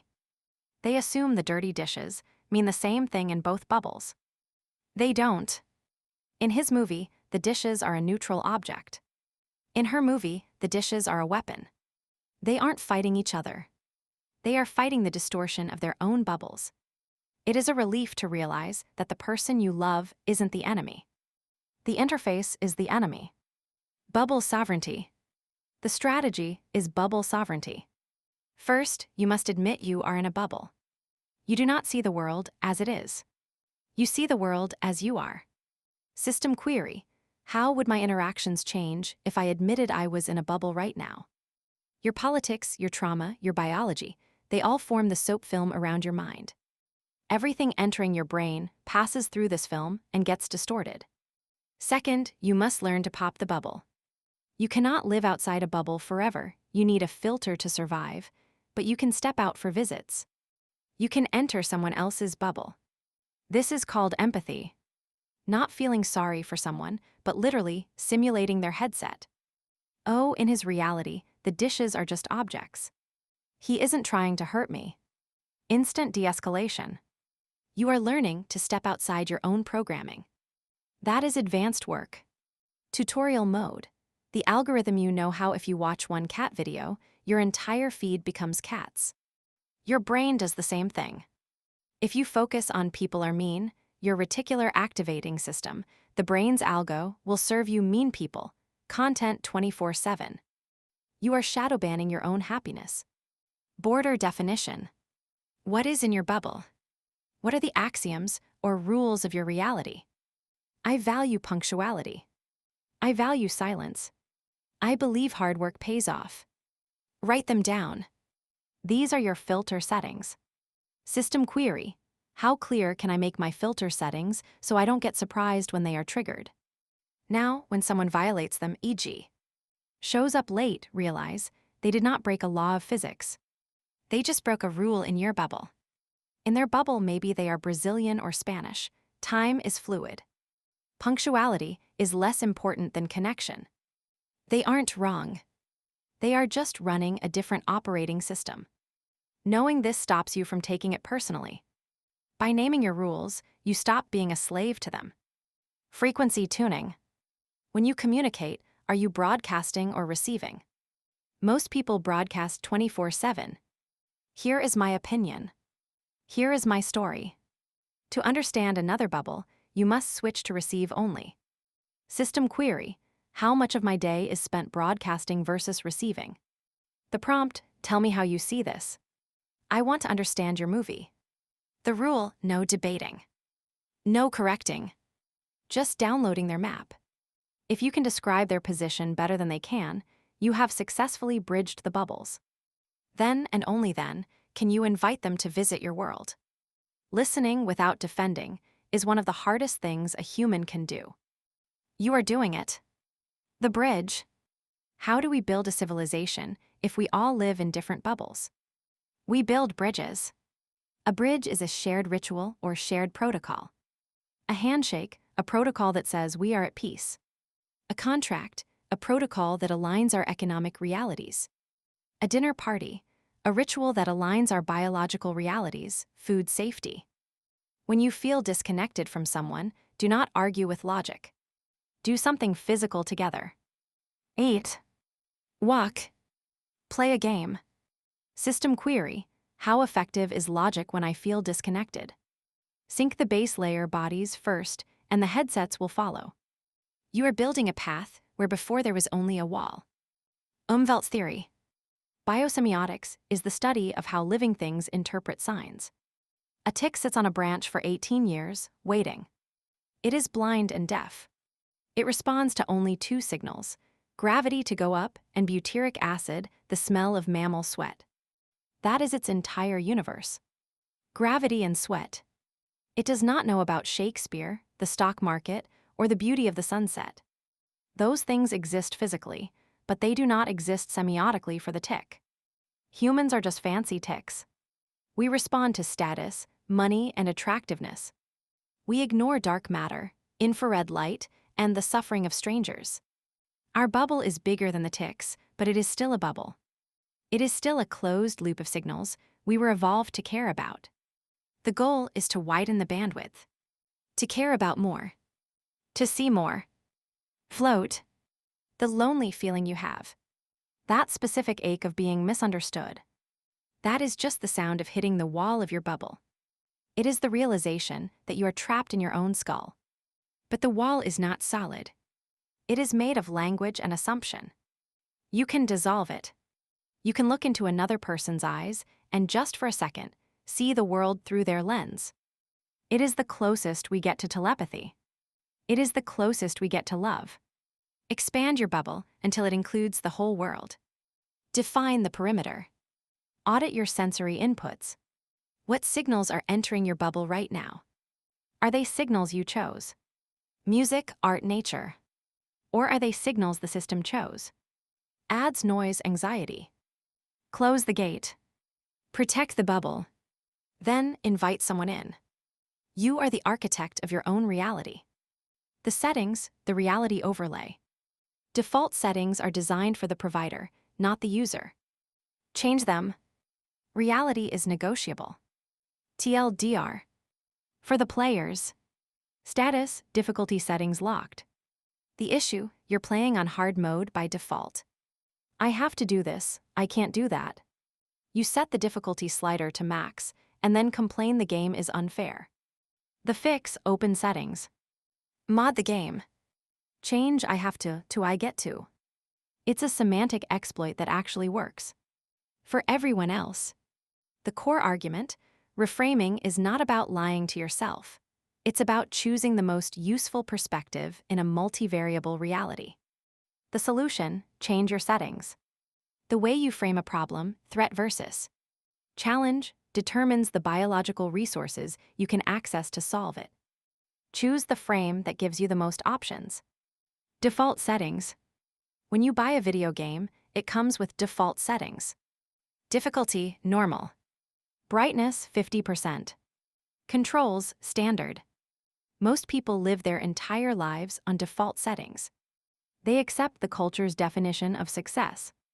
They accept their parents' definition of safety. They accept their biology's definition of enough. But the game is moddable. You can open the settings menu. You can remap the controls. You can adjust the difficulty. You can install mods. The sovereign player is not just playing the game, they are configuring the engine. The reality overlay. The hacker sits in a coffee shop. Everyone else is seeing coffee shop. The hacker sees network. He sees the IP addresses, the open ports, the unsecured router. He has a different overlay on reality. You can install a gratitude overlay. Two people walk down the same street. Person A default setting sees traffic, trash, and a homeless man. Stress. Person B gratitude mod sees the sunlight hitting the pavement, the efficiency of the cars, the humanity of the stranger. Peace. Same street. Same photons hitting the retina. Different processing. Different experience. The hacker knows that if you change the code, you change the world. You don't need to change the street. You just need to patch the software that renders it. I know it feels like the street is the problem, but you are about to discover that you have admin access to the render engine. Reframing. The strategy is reframing. A frame is the border around a picture. It determines what is included and what is excluded. Frame, I lost my job. Tragedy. Reframe, I have been given a forced sabbatical to find a better career. Opportunity. Reframing is not positive thinking. It is tactical lying. You are deliberately choosing a frame that gives you more options, more energy, and more agency.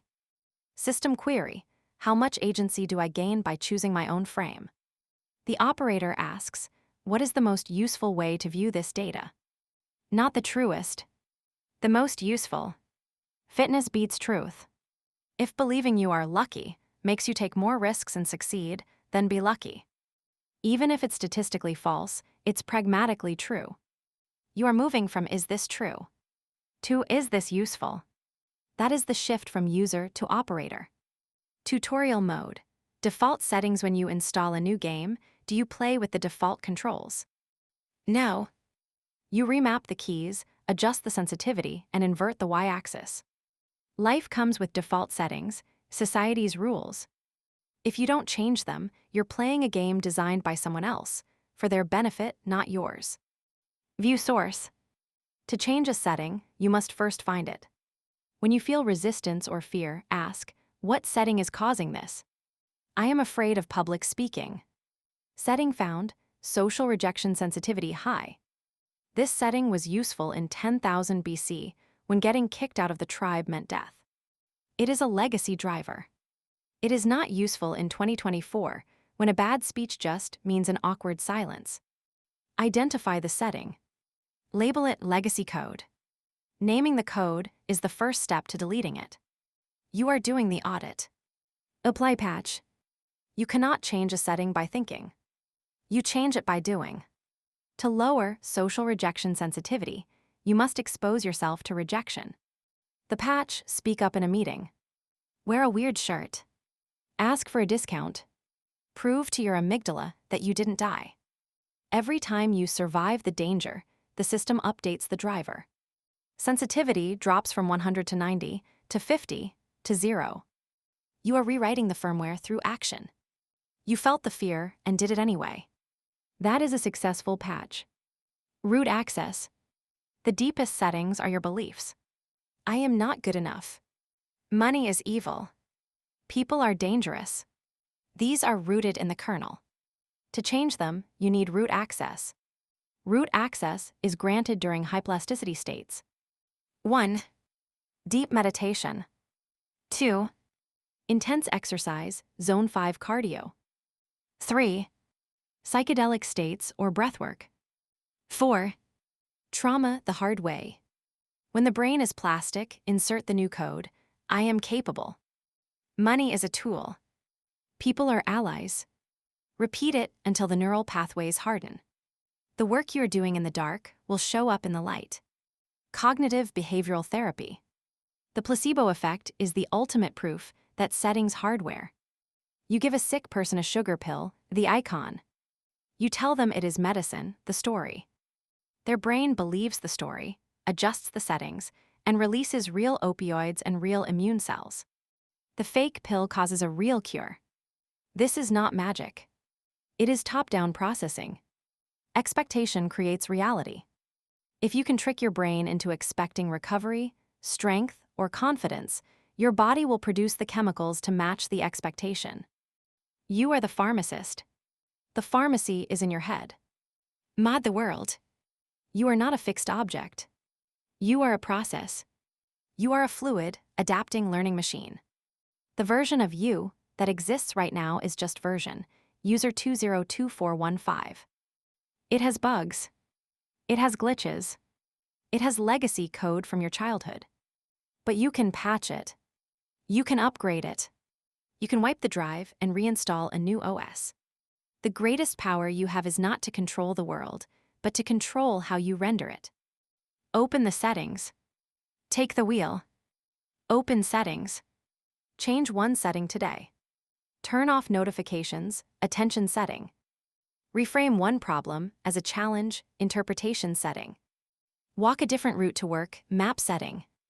Prove to yourself that the default is not mandatory. Mod the game. You are not just playing the game anymore. You are modding it. The map, the terrain. The map is not the territory. The map is a low-res rendering. The simulacrum is never that which conceals the truth. It is the truth which conceals that there is none. The simulacrum is true. TLDR. For the players. Status stuck in the menu. The issue, you're looking at food porn instead of eating. You're watching streamers play instead of playing. You're consuming the JPG of the thing instead of the thing. The fix, pierce the veil. If you can't touch it, eat it, or bleed on it, it's just a texture package. Go find the desert of the real. For everyone else. The core argument, we live in a hyperreality where the copy, the image, is more valued than the original. We are drowning in symbols, simulacra, and starving for reality. The solution, develop a reality filter. Distinguish between the sign, the map, and the thing, the territory. Prioritize direct, unmediated experience over digital representation. The terrain. In 2021, a digital image of a bored-looking cartoon monkey sold for $2.8 million. It wasn't a painting. It wasn't a copyright. It wasn't even a physical object you could hang on a wall. It was a pointer, a line of code on a blockchain that said, "This JPEG is yours." The world laughed. They called it a bubble. They called it insanity. But the cultural philosopher Jean Baudrillard would have called it inevitable. We live in a world where the sign has become more valuable than the thing. Consider the humble $100 bill. It is a piece of cotton fiber paper with some green ink. Intrinsic value, maybe 4 cents. Yet you can trade it for a week's worth of groceries, calories, energy. Why? Because we all agree to believe in the story of the $100 bill. The map, the money, has replaced the territory, the value. Now look at your phone. You scroll past a photo of a friend on a beach. They look happy, tanned, relaxed. The reality: they spent 45 minutes posing for that photo, fought with their partner about the angle, and spent the rest of the day checking the notifications. They were miserable. The simulation, they are living their best life. To your brain, the simulation is the reality. You feel a pang of jealousy. You feel a spike of cortisol. Your actual physical body releases stress hormones because of a staged image on a glass screen. The map, the Instagram post, has overwritten the territory, the miserable vacation. This is the feed. It is a machine designed to replace your messy, complex, biological reality with a clean, profitable, artificial simulation. And the first step to unplugging is realizing that almost everything you see on that screen is a lie. It is a simulacrum, a copy of a copy of a copy with no original. GPS failure. Meet Sarah. Sarah isn't a person, she's a brand. She has 2.4 million followers. Her life is a seamless stream of golden hour sunsets, perfectly plated acai bowls, and spontaneous laughter in slow motion. Last Tuesday, Sarah posted a photo of herself hiking in Zion National Park. The caption, "Reconnecting with nature." Blessed grounded. The image, Sarah, looking effortlessly radiant in $400 activewear, gazing at a majestic canyon. The reality: Sarah drove to the parking lot, changed clothes in the car, walked 15 meters to the overlook, took 145 photos, edited the best one for 20 minutes, posted it, and then got back in her car to answer emails. She didn't look at the canyon. She looked at the screen, displaying the canyon to make sure the lighting was right. Sarah is living in hyperreality. Hyperreality is a state where the simulation is experienced as more real than reality itself. The photo of the canyon is more colorful than the canyon, saturation plus 40. The photo of the burger looks more delicious than the burger. The online Sarah is happier, richer, and more beautiful than the biological Sarah. The tragedy is not that Sarah is lying. The tragedy is that Sarah believes the map implies the territory. She looks at her own feed and thinks, "Wow, I have a great life." Meanwhile, her physical body is anxious, dehydrated, and lonely. She is starving to death in a supermarket of pictures of food. It is painful to wake up and realize you have been eating plastic fruit. But hunger is the first sign of life. Map verification. The problem with the simulation is that it is designed to bypass your logical brain, the operator, and hijack your emotional brain, the hardware.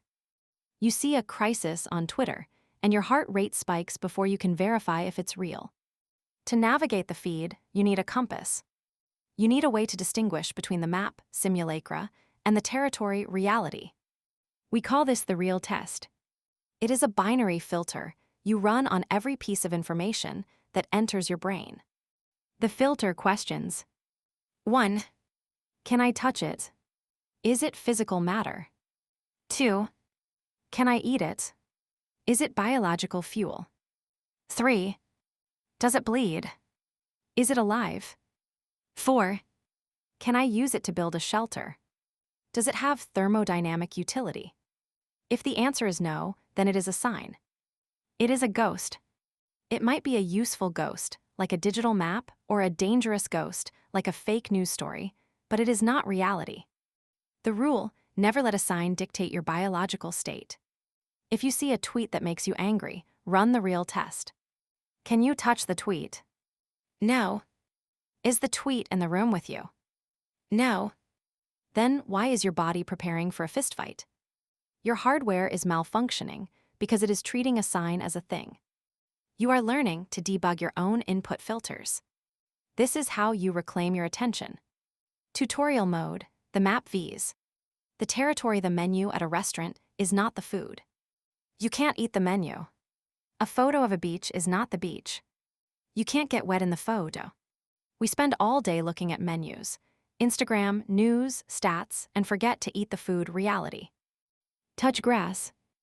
Literally. Ground truthing. 1. Stop scrolling. Put the device face down. 2. Find matter. Locate a physical object with texture. A wooden table, a cold glass of water, a pet grass. 3. Engage sensors. Touch it. Feel the temperature. Feel the roughness. 4. Say, this is real. The phone is light on glass. It sounds primitive because it is primitive. You are a biological entity. You need biological feedback to reset your internal gyroscope. Touching grass isn't a meme. It's a recalibration of your sensory inputs from simulated to actual. You just broke the loop. Simple. Effective. Update drivers. You must train your eye to see the glitch in the matrix. You must become a semiotic detective. When you see an image or consume a story, ask 3 questions. 1. Is this staged? Did the person set up a tripod? Did they do a second take? 2. Is this edited? Does the skin texture look like human skin or plastic? Is the sky that shade of blue in nature? 3.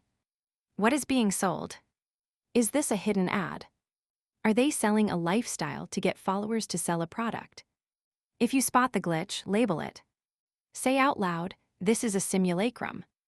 Naming the ghost strips it of its power. It stops being better reality and becomes bad art. You are developing the eyes of an editor. You see the cuts. Delete cache. The simulacrum is cheap. The original is expensive. It costs $0 to look at a photo of a mountain. It costs sweat, time, and gas money to climb the mountain. Stop consuming the free simulation and start paying the price for reality. Don't watch a video of someone cooking. Cook. Don't look at photos of friends. Go see them. Don't read about a workout. Do the workout. The moment you switch from consumer of signs to participant in reality, the feed loses its grip on you. You realize that the $0 version was actually costing you your soul. Choosing the hard way is the ultimate rebellion. You are free. Confirmation bias. In 2008, the global economy collapsed. Why? Because bankers confused the map with the territory. They created complex financial instruments called derivatives. A derivative is a bet on a bet on a bet. It is a sign pointing to another sign. The territory, actual houses with people living in them. The map, mortgage-backed securities, MBS. The simulacrum, CDOs, collateralized debt obligations, squares of math that supposedly represented thousands of mortgages. The math, the map, said the CDOs were valuable AAA assets. The reality, the territory, was that the people in the houses couldn't pay their mortgages. The bankers believed the map. They traded the signs back and forth, generating trillions in fiat value. Until reality knocked. When the homeowners stopped paying, the territory asserted its dominance over the map. The simulation collapsed overnight, evaporating trillions of dollars of fake wealth. The lesson: you can live in the simulation for a long time. You can trade likes and clout and filtered photos. But eventually, reality always calls in the debt. If you have invested all your energy in signs, you will be bankrupt when the crash comes. The Explorer. In the movie The Matrix, when Neo finally wakes up, he isn't in a paradise. He is in a wasteland. It is cold. The food is sludge. His clothes are rags. Morpheus says, "Welcome to the desert of the real." This is why people stay on the feed. The simulation is colorful, saturated, and exciting. Reality is often boring, gray, and difficult. The video game gives you a winner badge every 5 minutes. Real life gives you a winner badge maybe once a decade. But here is the secret: the desert is where the water is. The simulation offers flavor, but no nutrition. You can eat 10,000 digital cupcakes and starve to death. The base layer, the cold, hard, boring reality, is the only place where you can find actual nourishment. It is the only place where you can feel love, mastery, and peace. Don't be afraid of the boredom. Boredom is just the withdrawal symptom of leaving the hypersaturated simulation. Push through the desert. On the other side is your life. Check the map. This is not a metaphor. Your mission. 1. Close this book or put down the device. 2. Go outside. 3. Find a patch of organic matter, grass, dirt, tree, water. 4. Touch it with your bare skin for 60 seconds. Feel the texture. Smell the air. Look at the fractal randomness of the leaves, no pixelation. Tell your brain, I am here. This is real. Then go back to your day. But carry that feeling with you. The next time you see a filtered face or a rage bait headline, touch the table. Ground yourself. Use the real test. Don't let the map tell you where you are. You are the one holding the compass now. The narrative, the unreliable narrator. Whoever tells the story controls the simulation. Reclaim the pen. The first casualty of war is truth. TLDR. For the players. Status, dialogue tree looping. The issue, you're just reposting. Your hot takes are just copied code from the hive mind. You're an NPC repeating lines written by a marketing team. The fix, delete the script. Audit your desires. Do you actually want that, or did the algo tell you it was trending? Be a player, not a repeater. For everyone else. The core argument, we are mimetic creatures. We desire what others desire. Our narratives are often viral infections planted by media, culture, or trauma. The solution, practice narrative quarantine. When you feel a strong emotion or desire, wait 24 hours. Trace the source. Is this my story, or am I just acting out a scene from a movie I didn't write? The storyteller. If I told you that you were standing in the middle of a battlefield, you would laugh. You are sitting on a couch. It is 22 degrees. You have a latte. But look at your phone. In the last 5 minutes, 3 different political factions tried to recruit you. A skincare brand tried to make you feel insecure about your pores.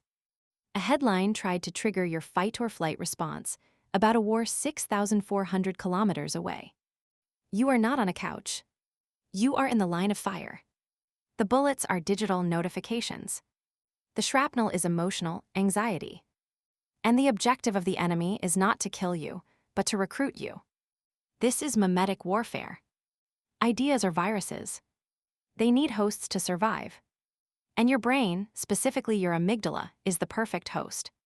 Every piece of content you consume is a PSYOP, psychological operation.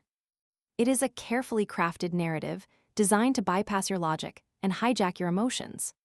When you get angry at a tweet, you didn't have an opinion. You were detonated. You are a civilian casualty in a war for attention. The unreliable narrator. It begins with a rage farm.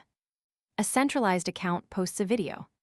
It shows a person doing something mildly annoying, maybe cutting a line in a coffee shop or saying something controversial. The prompt, can you believe people like this exist? Pouting face. You see it. Your amygdala fires. The reaction, that's awful. I would never do that. You share the video with your comment, this is what's wrong with society. Your friend sees your share.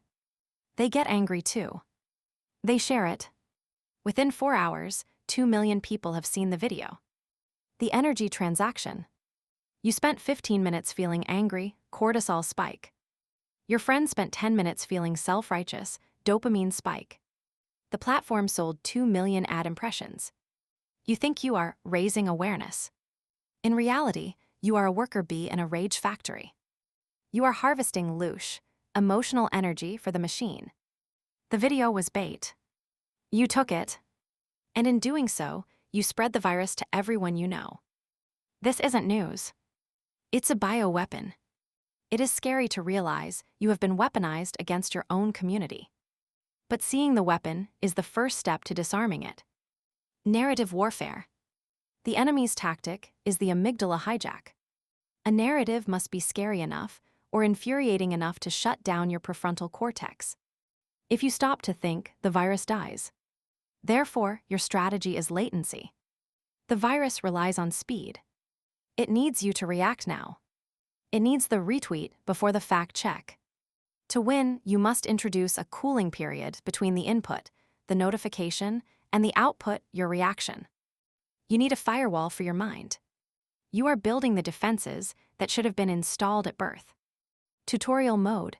NPC scripts. NPCs, non-playable characters, only have like 3 lines of dialogue. Nice weather, I'm tired, and did you see the game? If you find yourself saying the same 3 things every day, check your code. You might be running an NPC script instead of a player script. Story audit. When a new current thing drops, a scandalous news story, a viral video, a cancellation, do not engage. Do not post. Do not comment. Do not even read the hot takes. The rule, wait 24 hours. Put the narrative in quarantine. Why? Ask yourself, how does reacting to this in the first 10 minutes actually help the situation? Because within 24 hours, 90% of the facts will change. The outrage will cool. The context will emerge. If you react immediately, you are reacting to a hallucination. If you wait 24 hours, you are responding to history. Let the virus die on the surface. Great job holding the line. Silence is a valid response. Rewrite script. When you see a piece of content that triggers an emotion, ask, who wrote this script? And why do they want me to feel this way? 1. Identify the emotion. Are you scared? Angry? Insecure? 2. Follow the money. If you're scared, who is selling safety? If you are insecure, who is selling beauty? If you are angry, who is selling validation? 3. Reveal the wizard. Once you see the commercial motive behind the news, the spell breaks.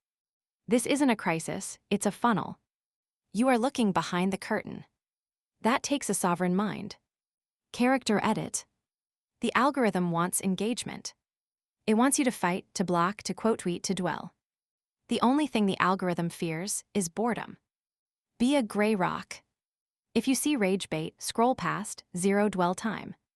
If you see a hot take, keep walking. Don't downvote. Don't report. Ask, what is the ROI of my outrage right now? Just ignore. When you starve a narcissist of attention, they leave you alone. The algorithm is the ultimate narcissist. If you stop feeding it reactions, it will stop sending you drama. You starve the beast. You win. The interpreter module. This isn't just psychology, it's biology. When you see a terrifying headline, your thalamus sends a signal directly to your amygdala, the fear center, bypassing the cortex, the thinking center. Reaction time, 12 milliseconds. Result, adrenaline floods your system. Your IQ drops.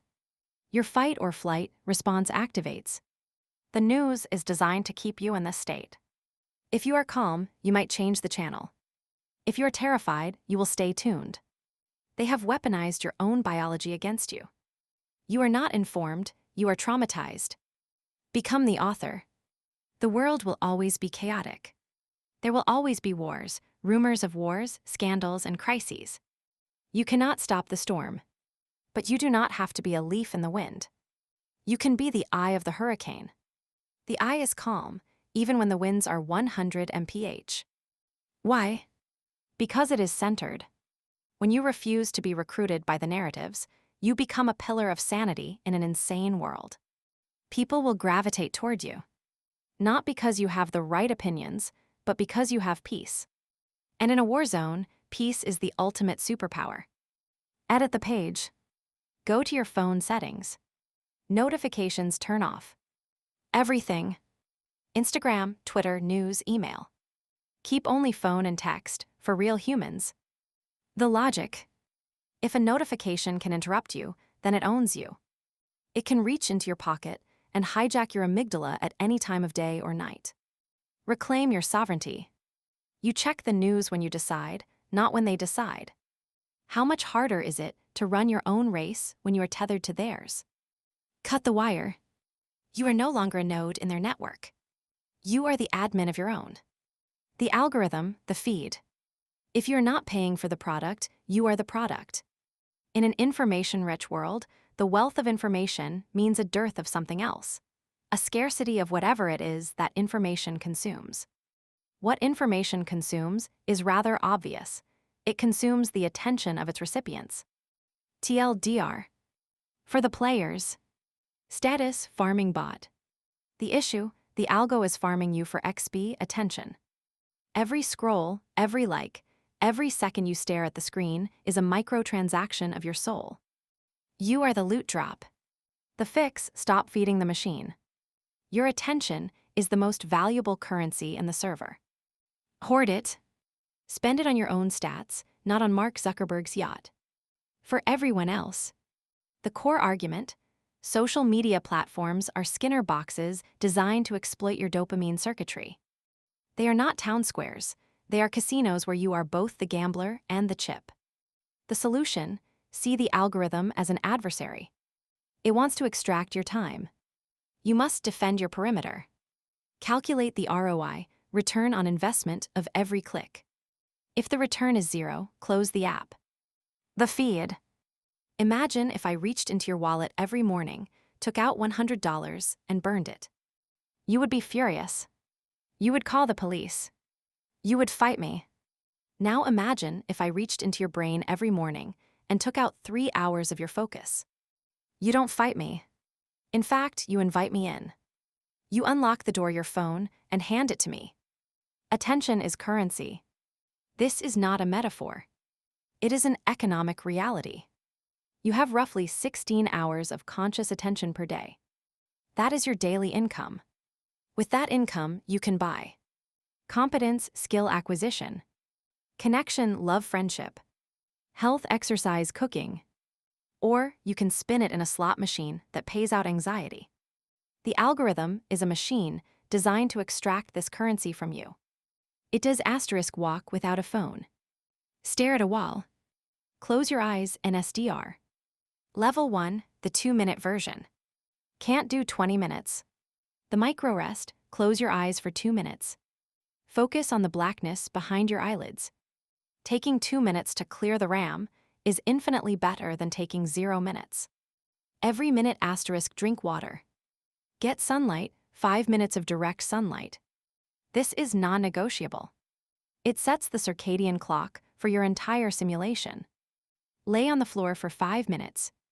Eat protein. Level 1, the 2-minute version. Can't take a 5-minute break. Open a window and look at the sky, not the sun directly, for 60 seconds. Drink 1 glass of water. Done. You have signaled the system that you are safe. Fracking you for attention. The dopamine trap. Note, dopamine is not pleasure. It is craving. It is the biological drive for more, not the feeling of satisfaction. The feed is a slot machine that pays out anxiety because it triggers the pursuit dopamine without ever delivering the reward serotonin. You are chasing a ghost. The rage loop. We all have that one friend. Let's call him Dave. Dave is a vampire. When you meet Dave for coffee, he dumps 45 minutes of drama on you. His boss hates him. His ex is crazy. The world is ending. You listen. You nod. You offer advice. When you leave, Dave feels great. Thanks, man, I really needed to vent. You, however, feel exhausted. You go home and nap. You are depleted. What happened? It was a transfer of energy. Dave harvested your louche, emotional energy, to regulate his own nervous system. It was a parasitic transaction. The feed is Dave. The algorithm operates on the same vampire physics. It dumps the world's trauma, outrage, and insecurity onto your screen. You process it, emotional labor. The platform gets engagement, revenue. The advertiser gets impressions, sales. You get drained. You're paying for the privilege of being eaten alive. You didn't ask to be food. But now that you see the teeth, you can find the exit. Algorithmic resistance. If you treated your money the way you treat your attention, you would be homeless. You spend hours on things that give you zero return on investment, ROI. To defeat the algorithm, you must switch from passive consumption to active accounting. The core metric, ROI. Before you click, ask, what is the return on this investment? Reading a textbook, high ROI knowledge. Calling mom, high ROI connection. Arguing with a stranger, negative ROI, lost energy. You are the CFO of your own brain. Stop approving bad investments. System query. How long would a business survive if the CFO approved investments with zero return? You are taking control of your most valuable asset. That is a sovereign move. Tutorial mode. The attention economy. Imagine a game where the currency isn't gold, it's your eyeballs. Every app on your phone is a merchant trying to steal your gold. They use slot machine mechanics, pull to refresh, to drain your wallet. You think it's free to play, but you're paying with your life force. Pattern interrupt. You cannot fix what you do not measure. 1. Open your phone settings. 2. Go to screen time or digital well-being. 3. Look at the number. Be honest. That number is not just time. It is life. If it says 4H30M, that is 25% of your waking life. If you live to be 80, you will have spent 20 years staring at a glowing rectangle. Write that number down. Stare at it. Let it hurt. That pain is the beginning of change. Facing the number is brave. Most people look away. Feed cleanse. You wouldn't go to the mall without checking your bank account. Don't go to the feed without checking your energy budget. 1. Set a daily cap. I will spend 30 minutes on social media today. 2. Use hard limits. Use app blockers Opal screen time to enforce the cap. When the time is up, the app locks. 3. No credit. You cannot borrow time from tomorrow. Once you are out of budget, you are done. Treat your attention like a limited resource because it is. When it's gone, you are cognitively bankrupt for the rest of the day. You are learning to budget your life force. That is wisdom. The algorithm jammer. In real life, if a stranger walked into your house and started screaming, you would call the police. You wouldn't debate them. On the internet, we let strangers scream in our living room every day. The policy, zero tolerance. If an account drains your energy, block. If an account makes you feel insecure, mute. If an account annoys you, unfollow. You do not owe anyone your attention. The block button is not rude, it is a boundary. It is the lock on your front door. Use it. You have the right to a peaceful home. Defend it. Dopamine loops. This isn't just a metaphor about feeling tired. It is thermodynamics. Rolf Landwehr, physicist, proved that erasing information generates heat. Processing data physically burns energy, ATP. When you scroll past 100 tweets, your brain has to 1. Read the tweet. 2. Process the meaning. 3. Decide it's irrelevant. 4. Delete it to make room for the next one. That delete action creates waste heat in your brain. This is why 2 hours of doom scrolling leaves you feeling physically exhausted, even though you haven't moved. You ran your brain's engine at 5,000 RPM in neutral. The exhaustion is real. The cost is biological. Break the loop. Imagine you are a dragon. You are sitting on a massive pile of gold. That gold is your potential. It is the books you could write, the business you could start, the love you could give. The algorithm is a thief trying to steal one coin at a time. Just look at this video. Clink. 1 coin gone.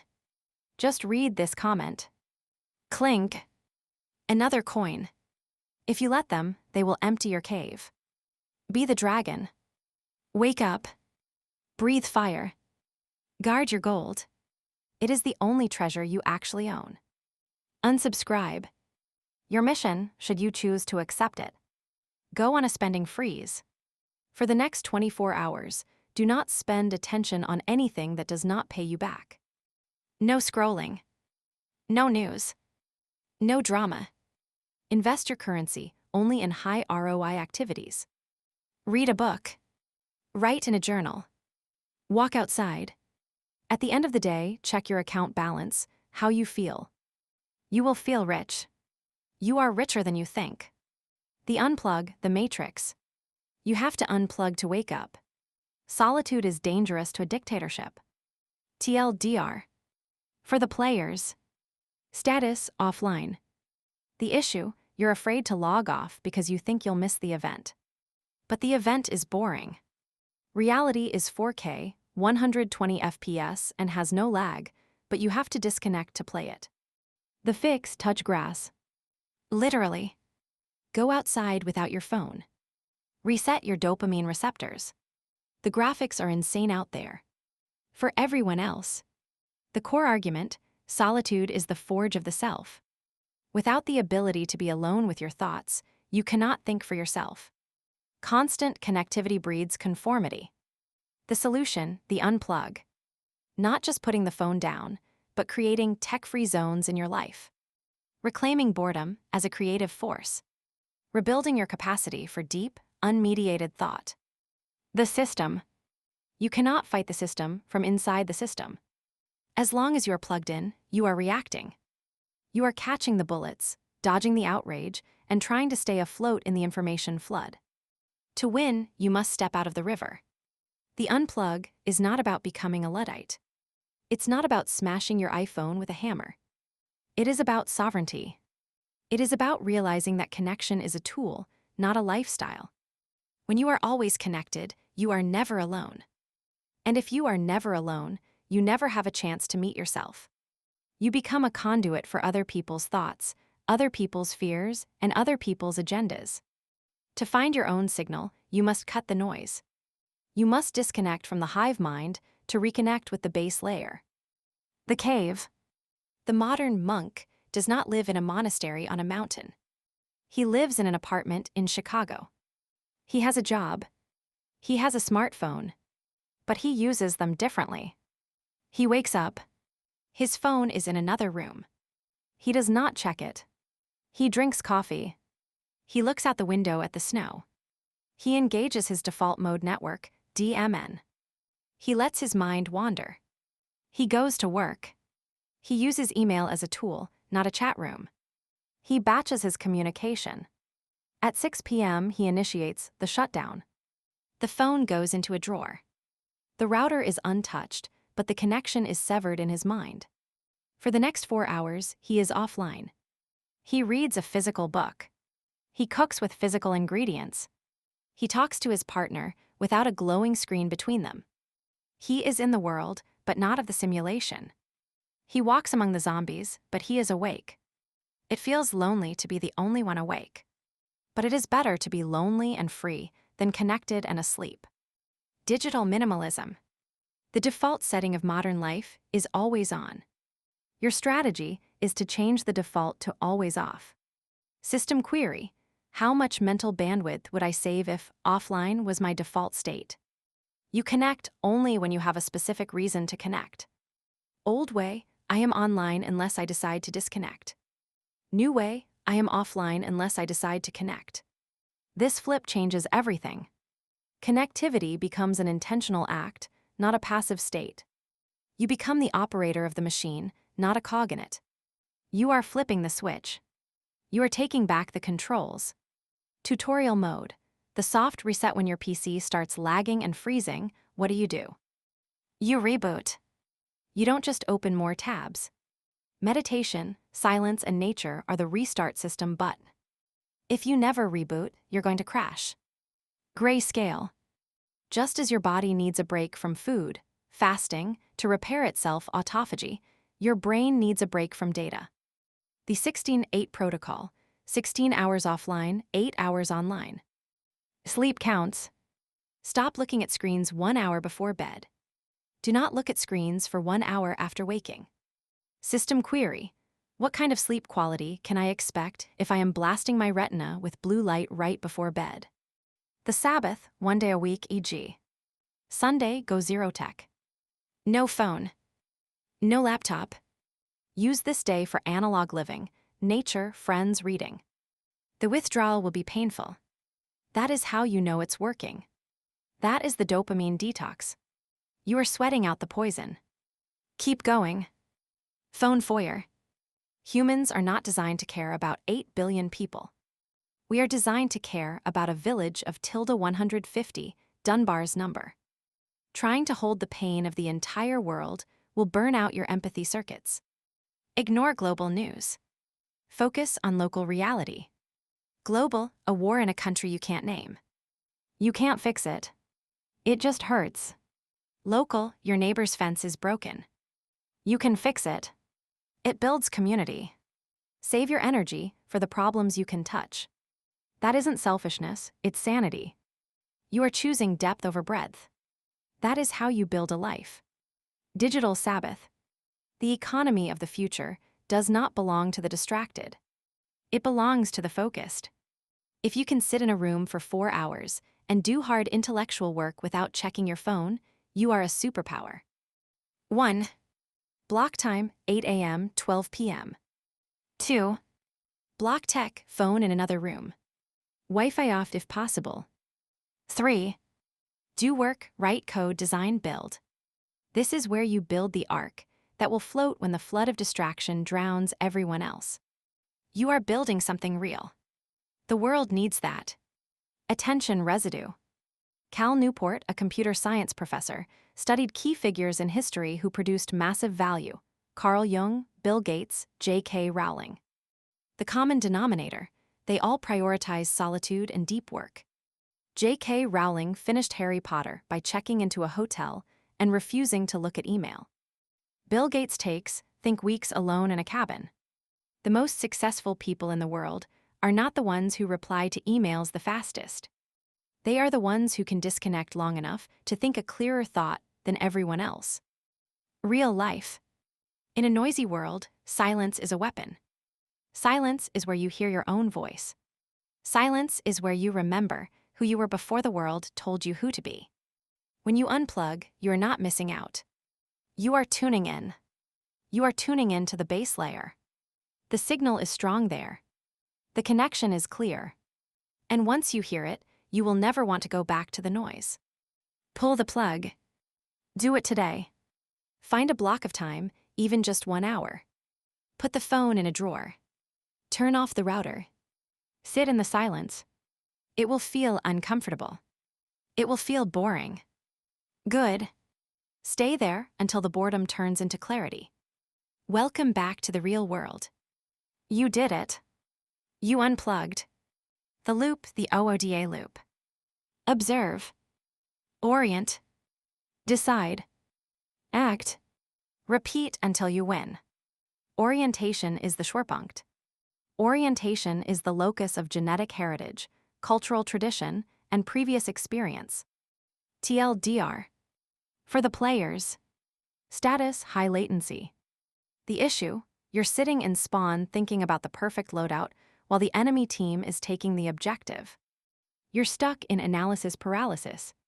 The fix, the OODA loop: observe, orient, decide, act. Whoever cycles through this loop the fastest wins the round. Speed is the meta.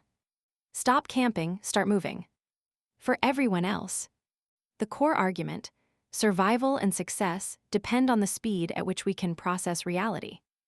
Most people get stuck in orientation, trying to fit new data into old models. The solution: tighten the loop. Observe the truth without judgment, orient yourself, remove bias, decide, and act. Then repeat. Action creates new data. Thought only creates simulation. The OODA loop. Most people are running a broken operating system. They see a problem, observation. They panic, emotion. They freeze, inaction.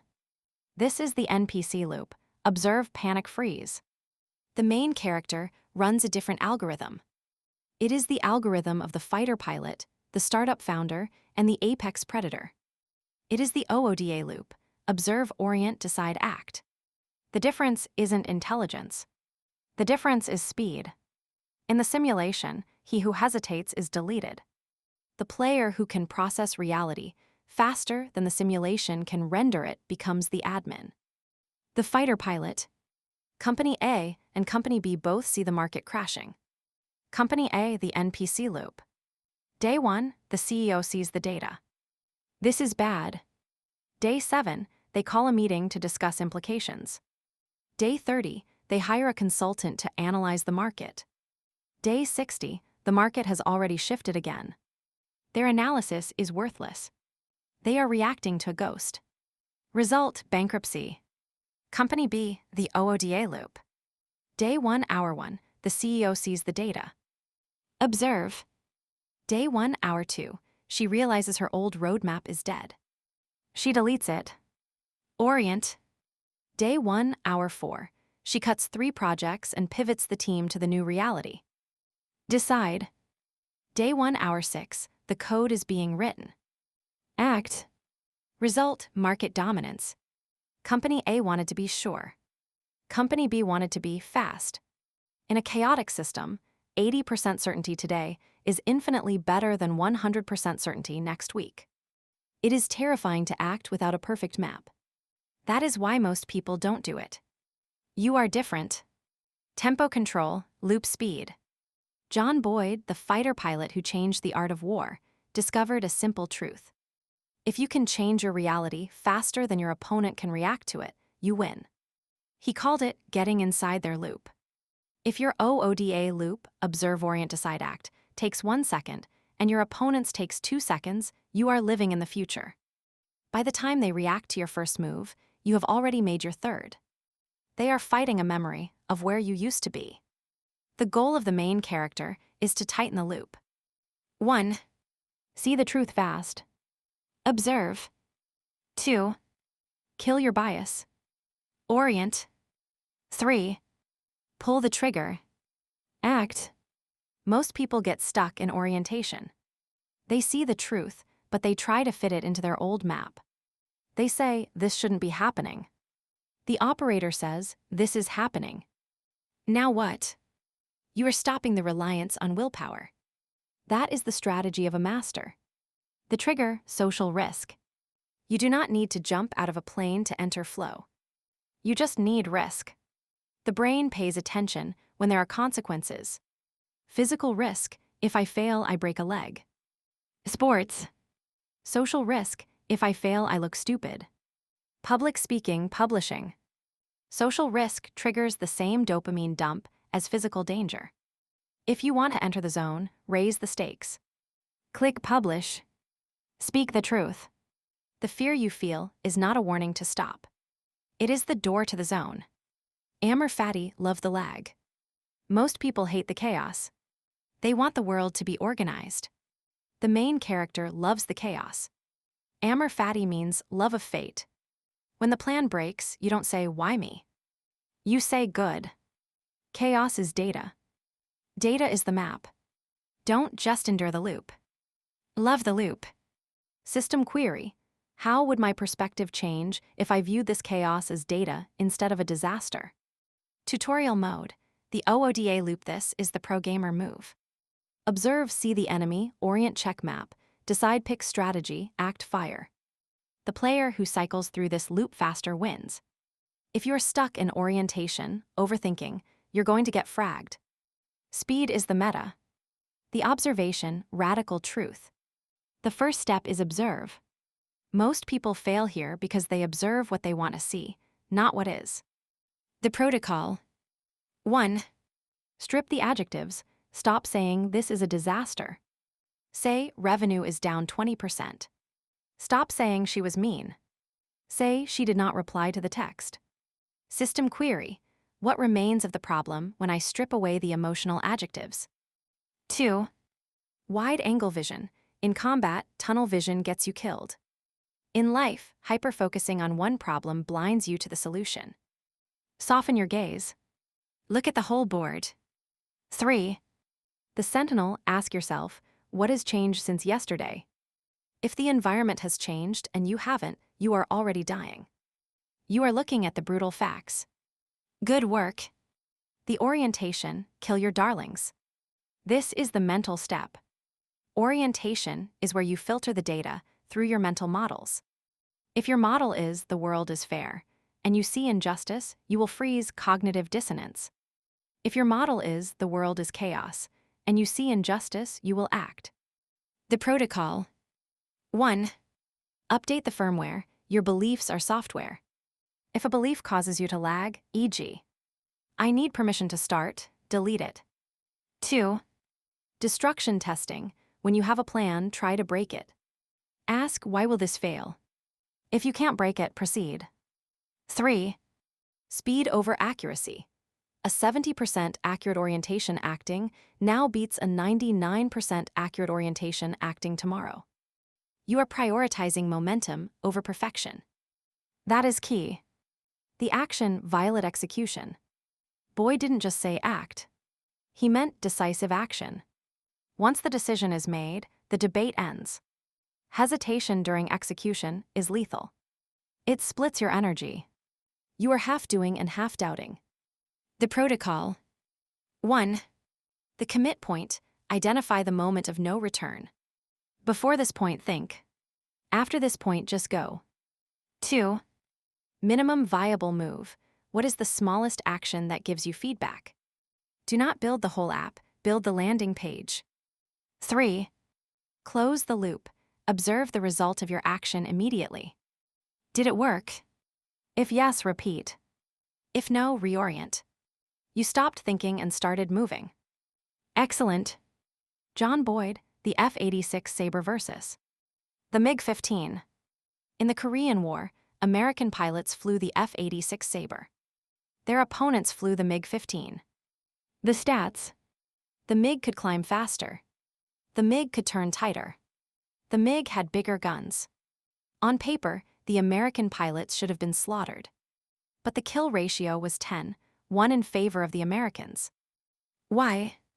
The secret, the F-86 had a bubble canopy, better visibility equals faster observe, and hydraulic controls, faster response equals faster act. The American pilots could go through the OODA loop faster.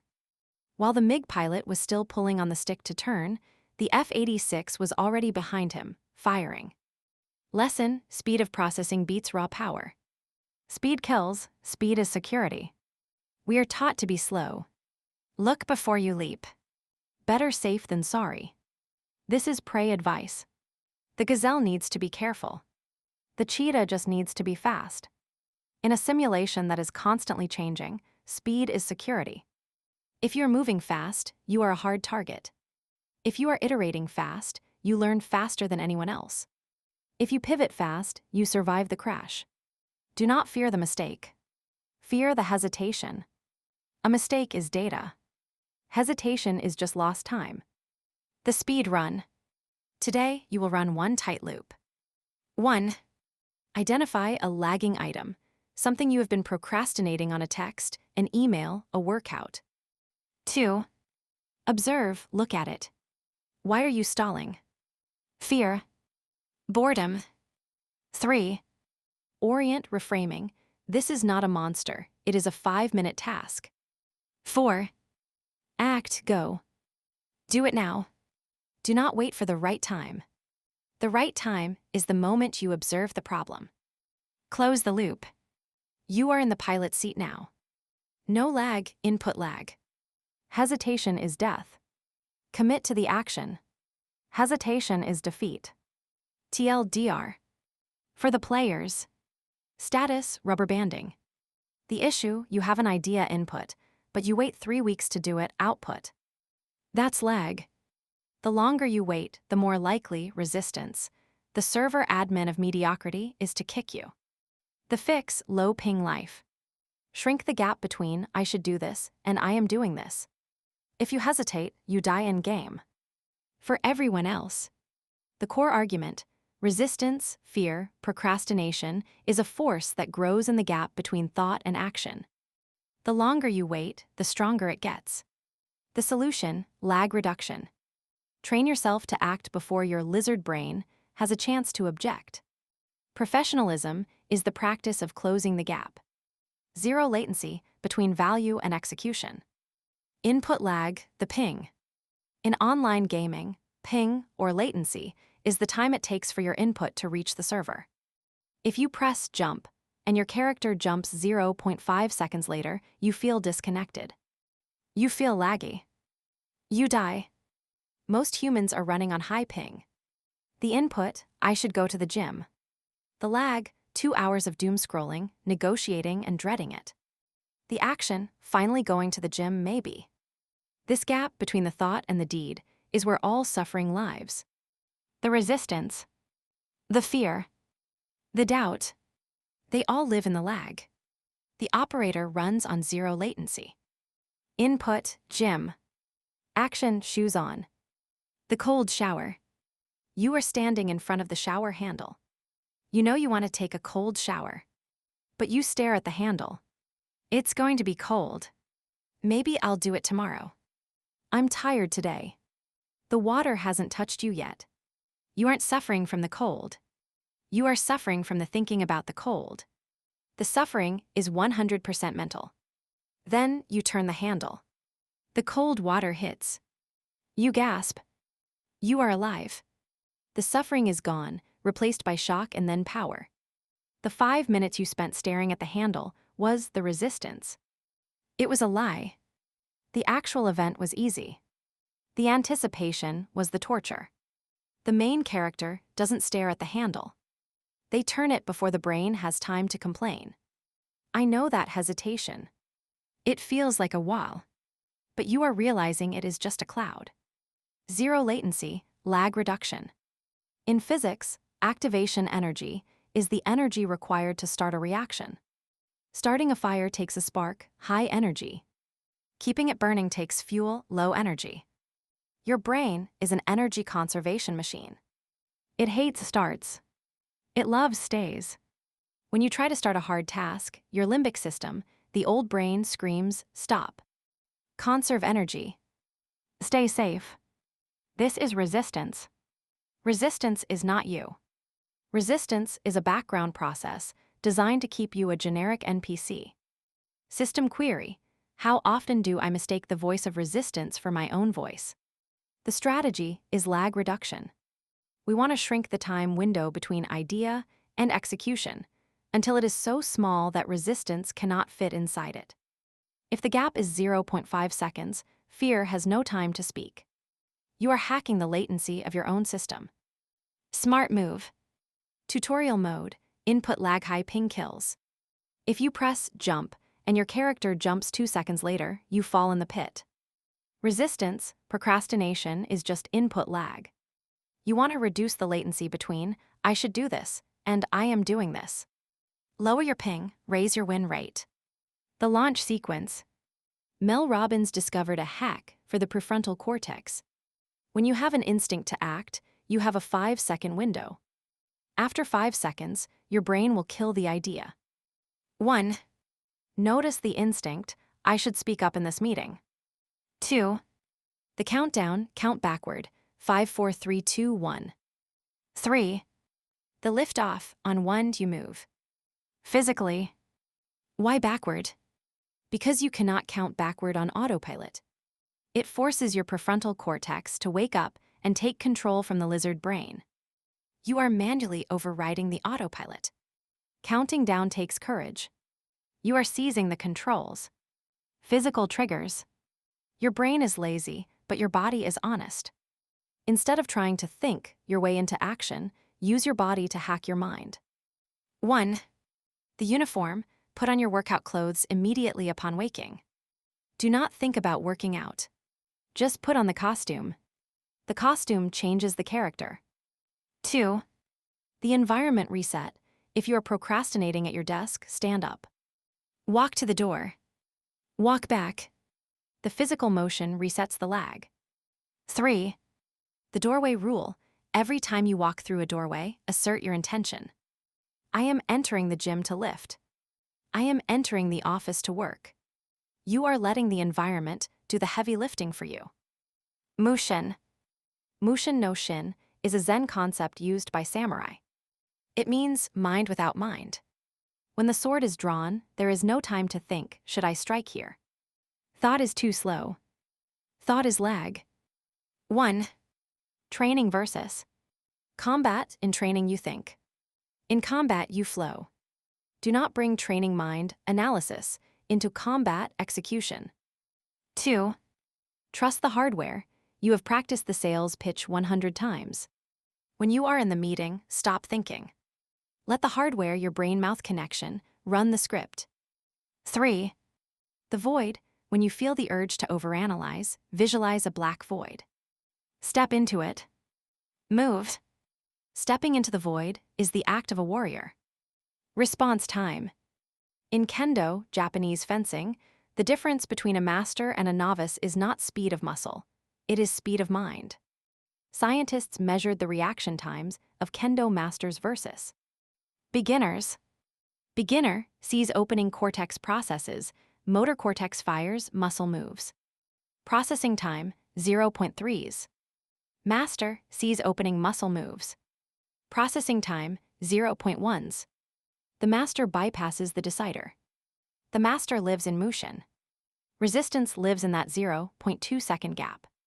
The master deleted the gap. The master deleted the self to let the action happen. Be instant. The universe rewards speed. Not haste but immediacy. When you have an idea and you act on it instantly, you send a signal to the simulation. I am a player. When you have an idea and you wait, you send a signal. I am a spectator. Become the person who does things now. Did you send that email? Yes, sent it while you were talking. Did you book the flight? Done. Be terrifyingly efficient. Be violently present. Close the gap. Kill the lag. Identify one thing you have been procrastinating on today. Not a big thing. A small annoying thing. Sending that text. Folding the laundry. Paying that bill. You have 3 seconds. 3, 2, 1, go. Do not think. Just move. If you are reading this and not moving, you are losing. Geo. You moved. You won. The zone, flow triggers. Flow follows focus. Be water, my friend. TLDR. For the players. Status, God mode. The issue, you're trying too hard. You're button mashing in panic. You're thinking about the leaderboard instead of the game. The fix, enable flow state. Aimbot on. No thoughts, just inputs. The zone is where the self disappears and you become the mechanic. For everyone else. The core argument, flow is an optimal state of consciousness where we feel and perform our best. It requires the silencing of the prefrontal cortex, the inner critic. The solution, you don't force focus, you trigger it. By increasing the stakes, risk, clarifying the goal, and matching the challenge to your skill, you can engineer the zone on command. The cheat code. In every game, there is a state of play where the controls disappear. You are not pressing buttons. You are the character. In psychology, this is called flow. In biology, it is called transient hypofrontality. In the simulation, it is called the zone. Flow is not magic. It is a biological state where your prefrontal cortex, the part of you that doubts, worries, and plans, shuts down. When the self goes offline, the player comes online. This is the only state where you can operate at 100% efficiency. Most people wait for flow to happen by accident. The operator engineers it on purpose. The jazz musician. Watch a pianist in the middle of a solo. His eyes are closed. He is sweating. He is groaning. He doesn't know what his fingers are going to do next. If you stopped him and asked, "What chord was that?" he wouldn't know. He has left the building. Now watch a junior executive writing an email. Is this too aggressive? What if they get mad? I need to check the font. He is 100% in the building. He is trapped in his own head. The pianist is in the surfer. The executive is in the cage. The pianist is playing the game. The executive is being played by his anxiety. The goal of main character energy is to live your life like the pianist plays jazz. Drilled, skilled, and absolutely absent of self. It sounds impossible, doesn't it? But you have already done this before. Every time you lost track of time, you were there. Thoughtless action. The strategy is transient hypofrontality. We want to turn off the inner critic, prefrontal cortex, so the doer can work. How? By overwhelming the system with data. Flow triggers when the brain has to process so much information that it doesn't have the bandwidth to self-reflect. You can't worry about your taxes when you are surfing a 9-meter wave. You can't doubt yourself when you are writing code at 1,000 lines an hour. The strategy is to design your environment to force flow. We don't try to concentrate. We create conditions where distraction is impossible. System query: how much energy am I wasting trying to force focus instead of designing it? You are stopping the reliance on willpower. That is the strategy of a master. Tutorial mode. Flow state: you know that feeling when you're 10 kills deep, you can't miss and time stops. That's flow. It's when the difficulty of the level matches your skill level exactly. If the game is too hard, you rage quit anxiety. If it's too easy, you get bored. To enter the zone, find a quest that is just hard enough to make you sweat. Level scaling. Flow happens in a channel between boredom and anxiety. Too easy, you get bored. Level 1 slime. Too hard, you panic. Level 99 dragon. Stephen Kotler found the sweet spot, 4% harder than your current skill. You need to stretch but not snap. 1. Audit the difficulty. If you are procrastinating, the task might be too big, anxiety. Break it down. 2. Audit the boredom. If you are distracted, the task might be too easy, boredom. Add a time limit, speed run, to increase difficulty. 3. The Goldilocks zone. Adjust the parameters until you feel that slight buzz of engagement. That is the entrance to the zone. You are tuning your own engine. Listen to the hum. Clear goals. The brain cannot enter flow if it doesn't know what winning looks like. Work on the project is not a goal. It is a wish. Write 500 words of Section A is a goal. 1. Micro goals. Break the big scary task into 15-minute chunks with binary win conditions. 2. No decision making. Decide what you are going to do before you sit down.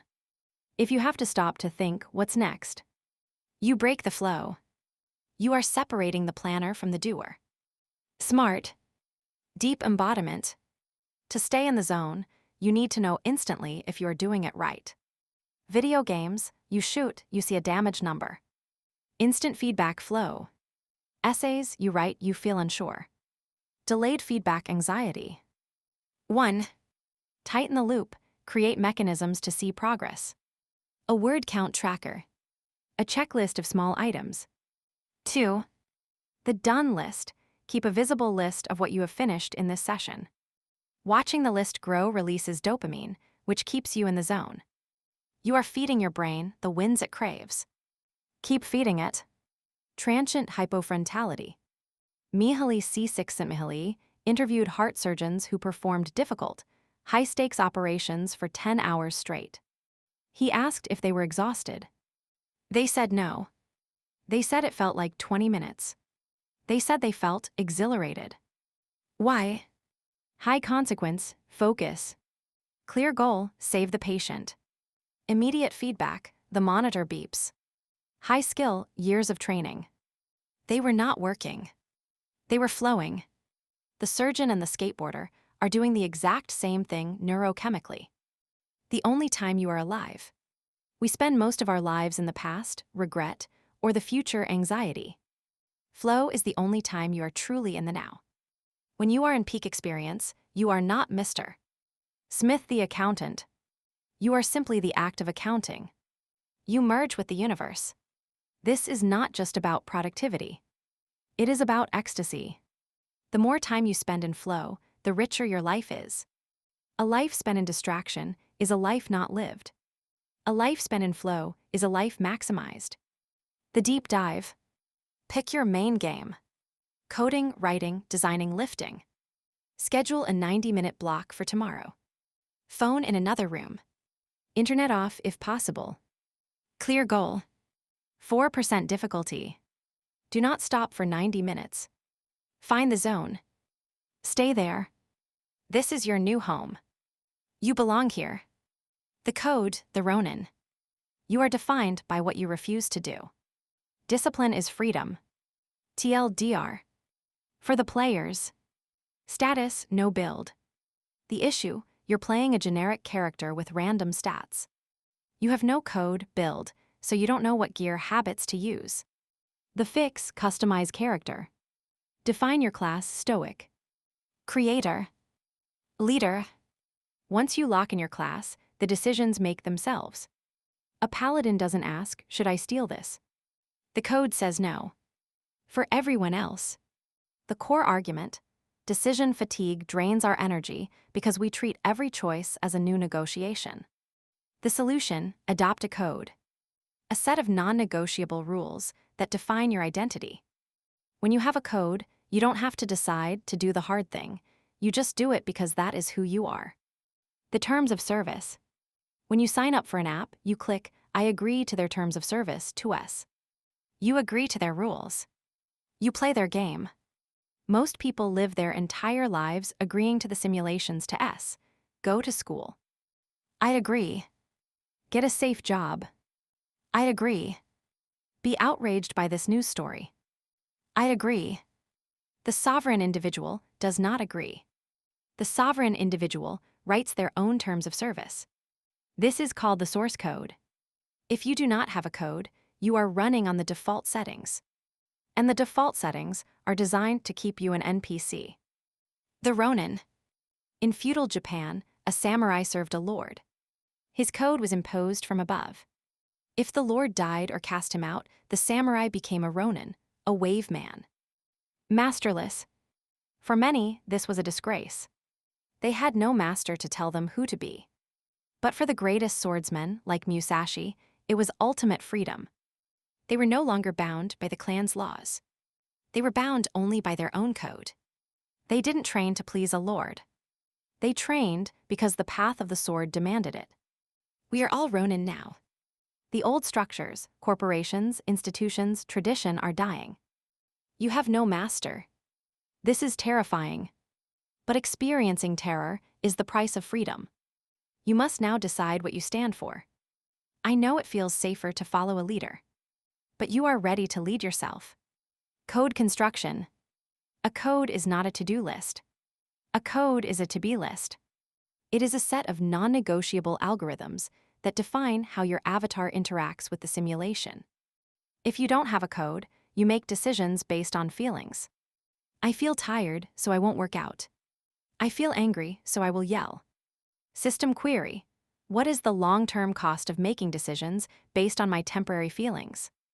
If you have a code, you make decisions based on identity. I am an athlete, so I train regardless of fatigue. I am a stoic, so I do not react to provocation.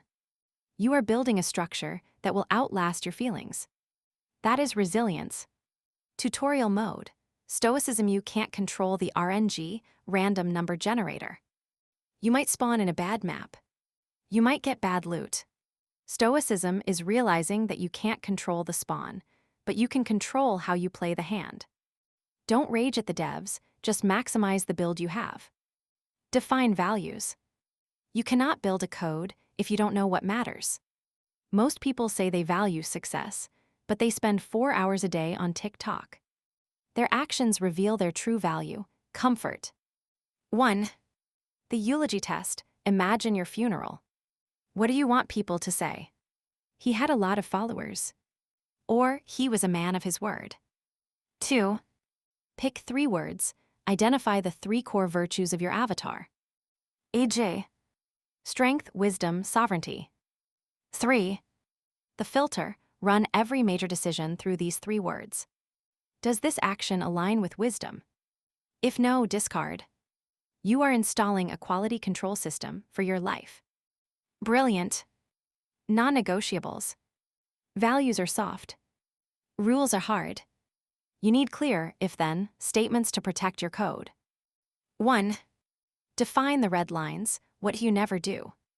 I never lie, even when it is convenient. I never sleep with my phone in the room. 2. The penalty. If you break a red line, there must be a consequence. If I check my phone in bed, I do 50 push-ups immediately. You are holding yourself accountable when no one is watching. That is integrity. The oath. A code needs to be practiced, or it is just words. The morning ritual is not about productivity. It is about calibration. It is boot-up code for your operating system. 1. The daily oath. Pick 3 things you do every single morning. AJ. Hydrate, read, move. 2. No lag, do them immediately. 3. The affirmation, read your code out loud. I am the type of person who does X. You are programming your own conscious mind. Keep writing the code. Stoicism. Marcus Aurelius was the emperor of Rome. He had absolute power. He could have whatever he wanted. Yet he lived a life of extreme discipline. Why? Because he knew that power without code is tyranny. He wrote meditations not for us, but for himself. It was his code. Waste no more time arguing about what a good man should be. B1. He didn't need the code to control Rome. He needed the code to control himself.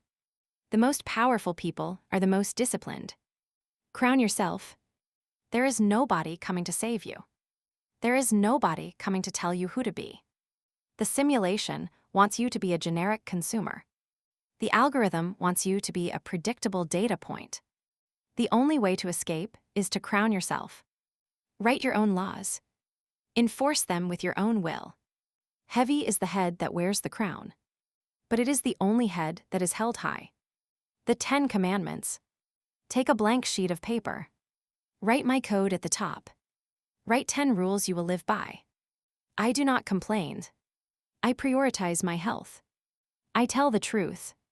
Put this paper on your wall. This is your constitution. If you break these laws, you betray yourself. If you keep them, you become sovereign. You have signed the contract. The old you is gone. The context, the pocket dimension. You don't just live in the world. You build it. I reject your reality and substitute my own. TLDR. For the players.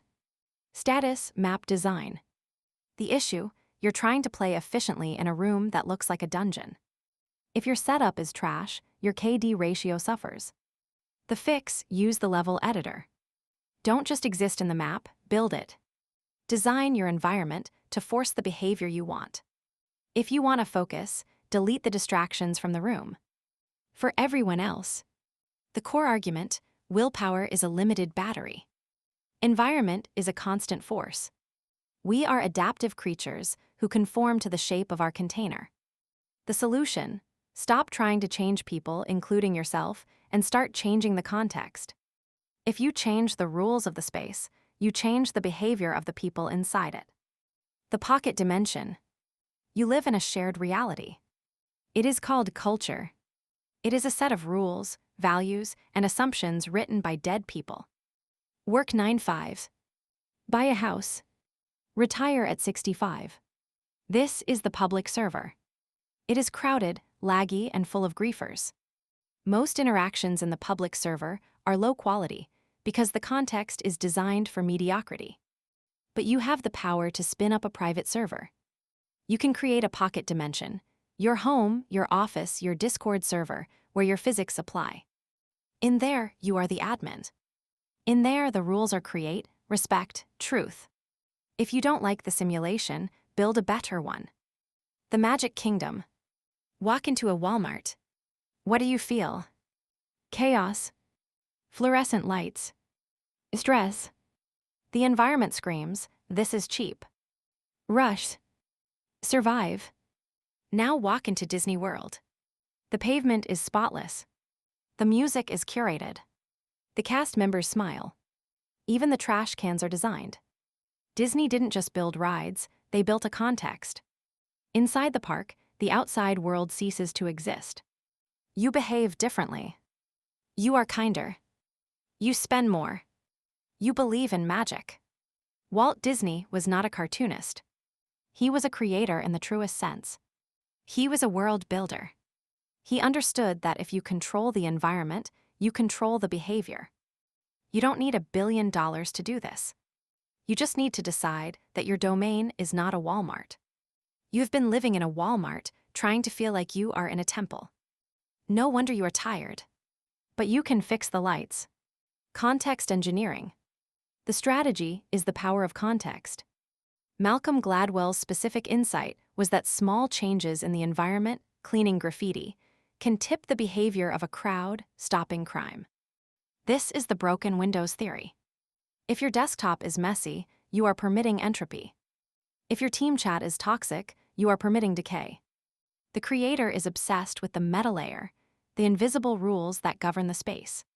We don't fix people. We fix the context, and the people upgrade themselves.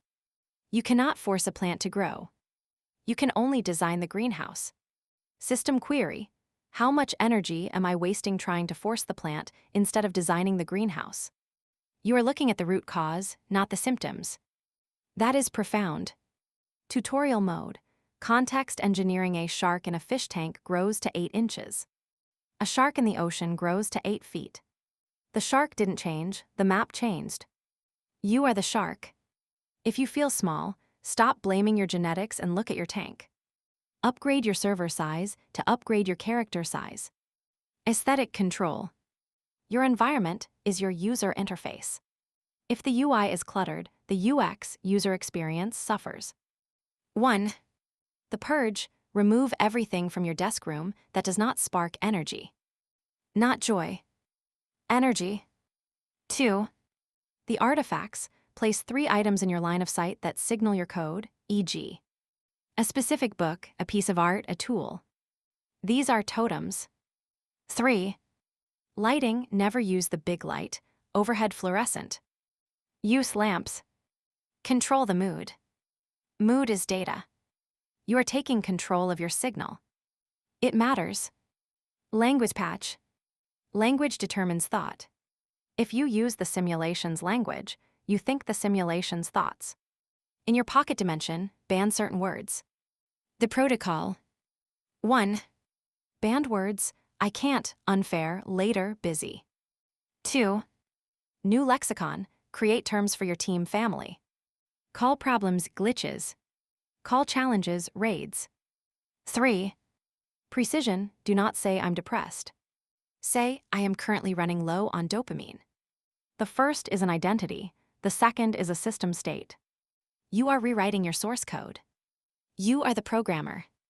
Ritual design. Rituals are the login sequence for your shared reality. They transition you from NPC mode to player mode. The protocol. 1. The daily stand-up: every morning state the mission. Today we are building X. 2. The weekly review: every Friday review the game tape. What went well? What glitched? 3. The sacrament: have a shared meal where phones are banned. This is the campfire. It regenerates the party's health. You are creating sacred space. Keep building. Cults versus startups. What is the difference between a cult and a unicorn startup? Cult: charismatic leader plus secret language plus shared mission plus isolation from non-believers. Goal: exploitation. Startup: charismatic leader plus secret language plus shared mission plus focus. Goal: product. The mechanism is the same. The reality distortion field. The creator used cult technology, memetics, rituals, language for good. Sovereignty is just a cult of one. Be the source of order. The universe tends toward entropy disorder. The default state is chaos. You are the localized reversal of entropy. When you walk into a room, the room should become more ordered, more calm, more clear. You are the server admin. When the server crashes, you don't panic. You reboot it. Build a world that others want to live in. Design your castle. 1. Clean your room. You cannot order the world if you cannot order your bedroom. This is step 1. 2. Define the rules. Write down 3 rules for your pocket dimension, e.g. no cynicism allowed inside this house. 3.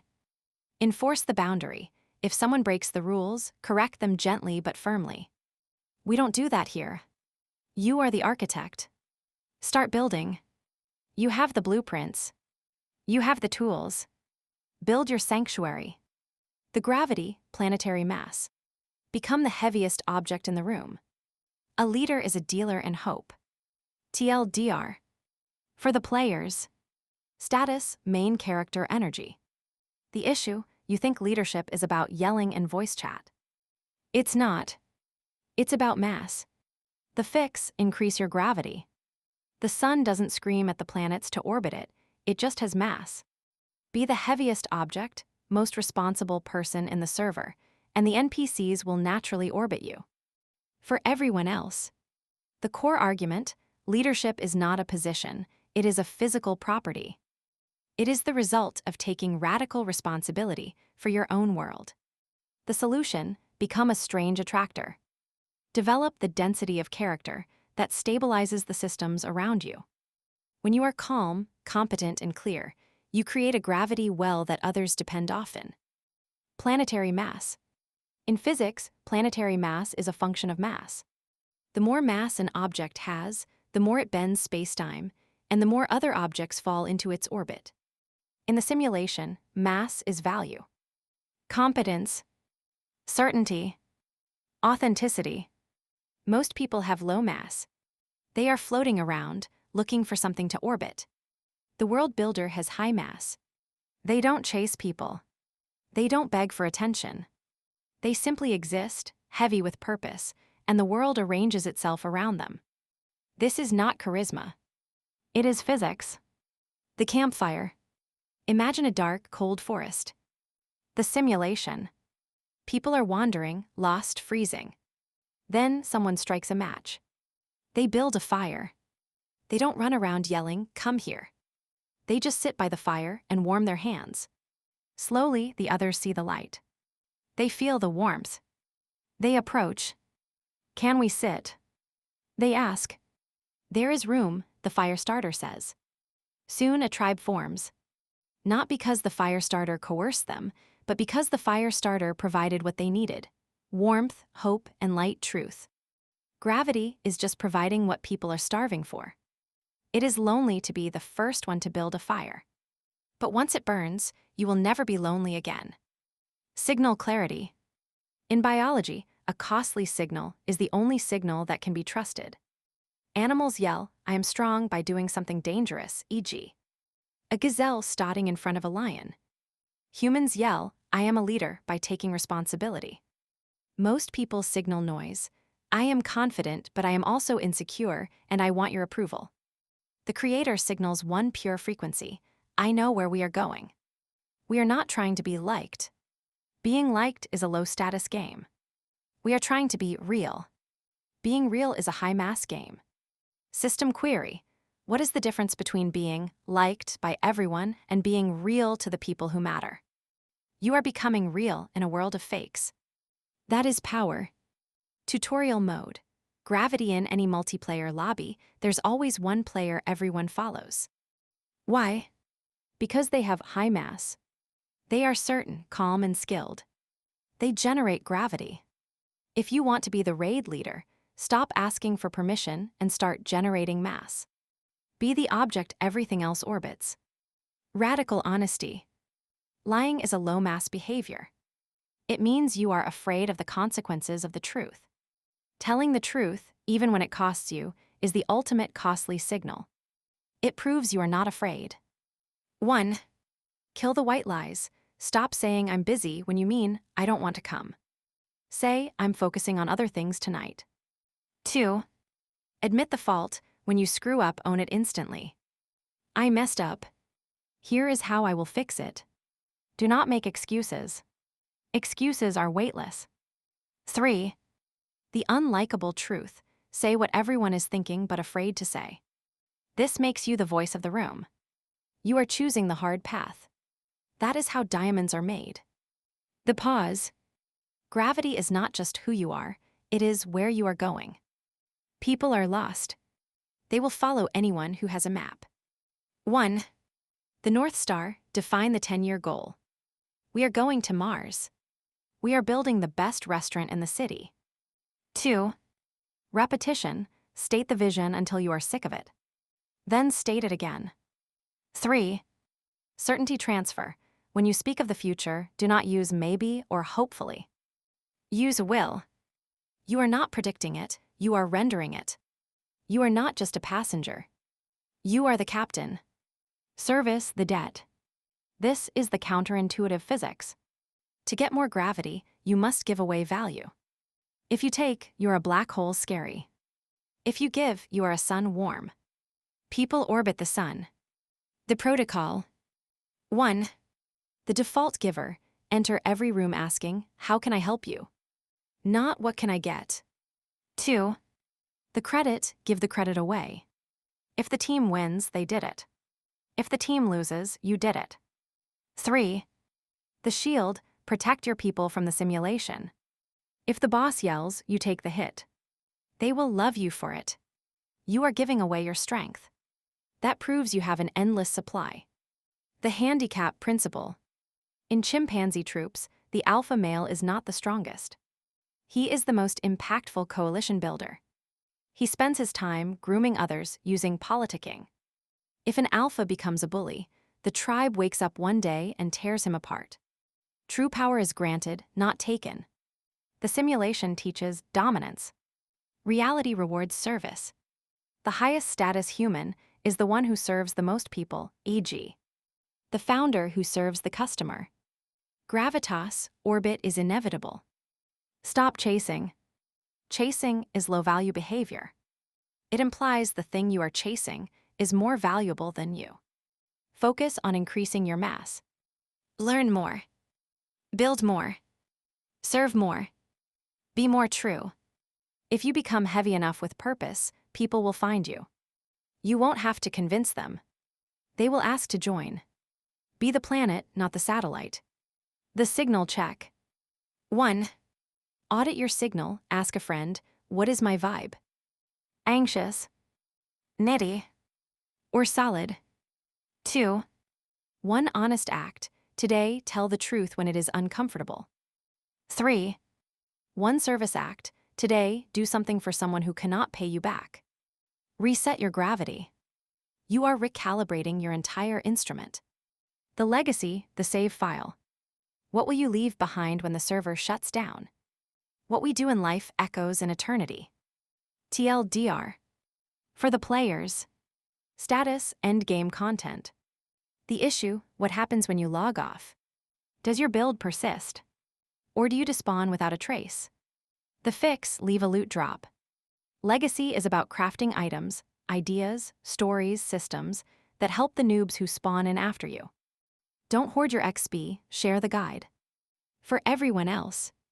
The core argument, we are temporary vessels for memes, ideas that replicate. True immortality is the survival of your best ideas and values. The solution, become a memetic engineer. Curate your wisdom. Package it into formats that act as antivirus for the next generation. Build a library that survives the burning of the body. The save file. You will die. Hardware failure. This is not a bug, it is a feature. It clears the server for new players. But data can survive the crash. If you write good code, it runs after you are deleted. This is legacy. Legacy is not a statue. A statue is just a rock that nobody looks at. Legacy is memetics. It is an idea so sticky, so true, and so useful that it copies itself from mind to mind for 1,000 years. Socrates is dead. Socratic questioning is alive. This chapter is about how to back up your data to the cloud. The grandfather. A young man finds an old toolbox in the attic. Inside, he finds a hammer. It is worn, scratched, and heavy. On the handle, his grandfather carved his initials. The young man picks it up. He feels the weight. He uses it to build a crib for his own son. The grandfather is gone. But his tool, the method, the value, the craft is still working. Every time the young man strikes a nail, the grandfather strikes it with him. This is not poetry. This is data transfer. The grandfather encoded his values into an object. The object transferred the values to the next generation. We are all just carriers for the best tools we inherit. You are the link in the chain. You are holding the hammer now. Memetic engineering. Richard Dawkins coined the term meme to describe a unit of cultural transmission. Memes are thoughts that want to replicate. Some are viruses, fear, gossip. Some are antivirus, wisdom, stoicism. To create a legacy, you must become a memetic engineer. System query: how can I package my wisdom so it survives me? You must package your values into a format that is highly fecund, easy to copy. Bad format: I believe that in difficult times one should remain calm. Boring. Dies with you. Good format: the obstacle is the way. Sticky. Survives 2,000 years. Your job is to compress your wisdom into zip files, maxims, stories, rituals, that your children can unzip when they need them. You are building a library for the future. That is essential work.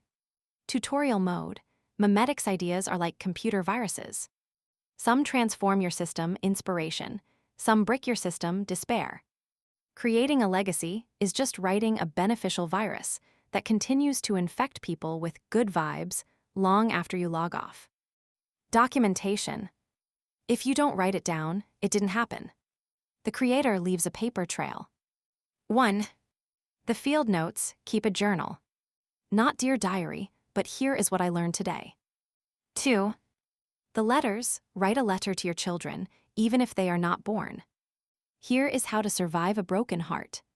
Here is how to negotiate a salary. 3. The artifacts: annotate your favorite books. Underline the truth. Leave a map for the next reader. You are leaving breadcrumbs for those who follow.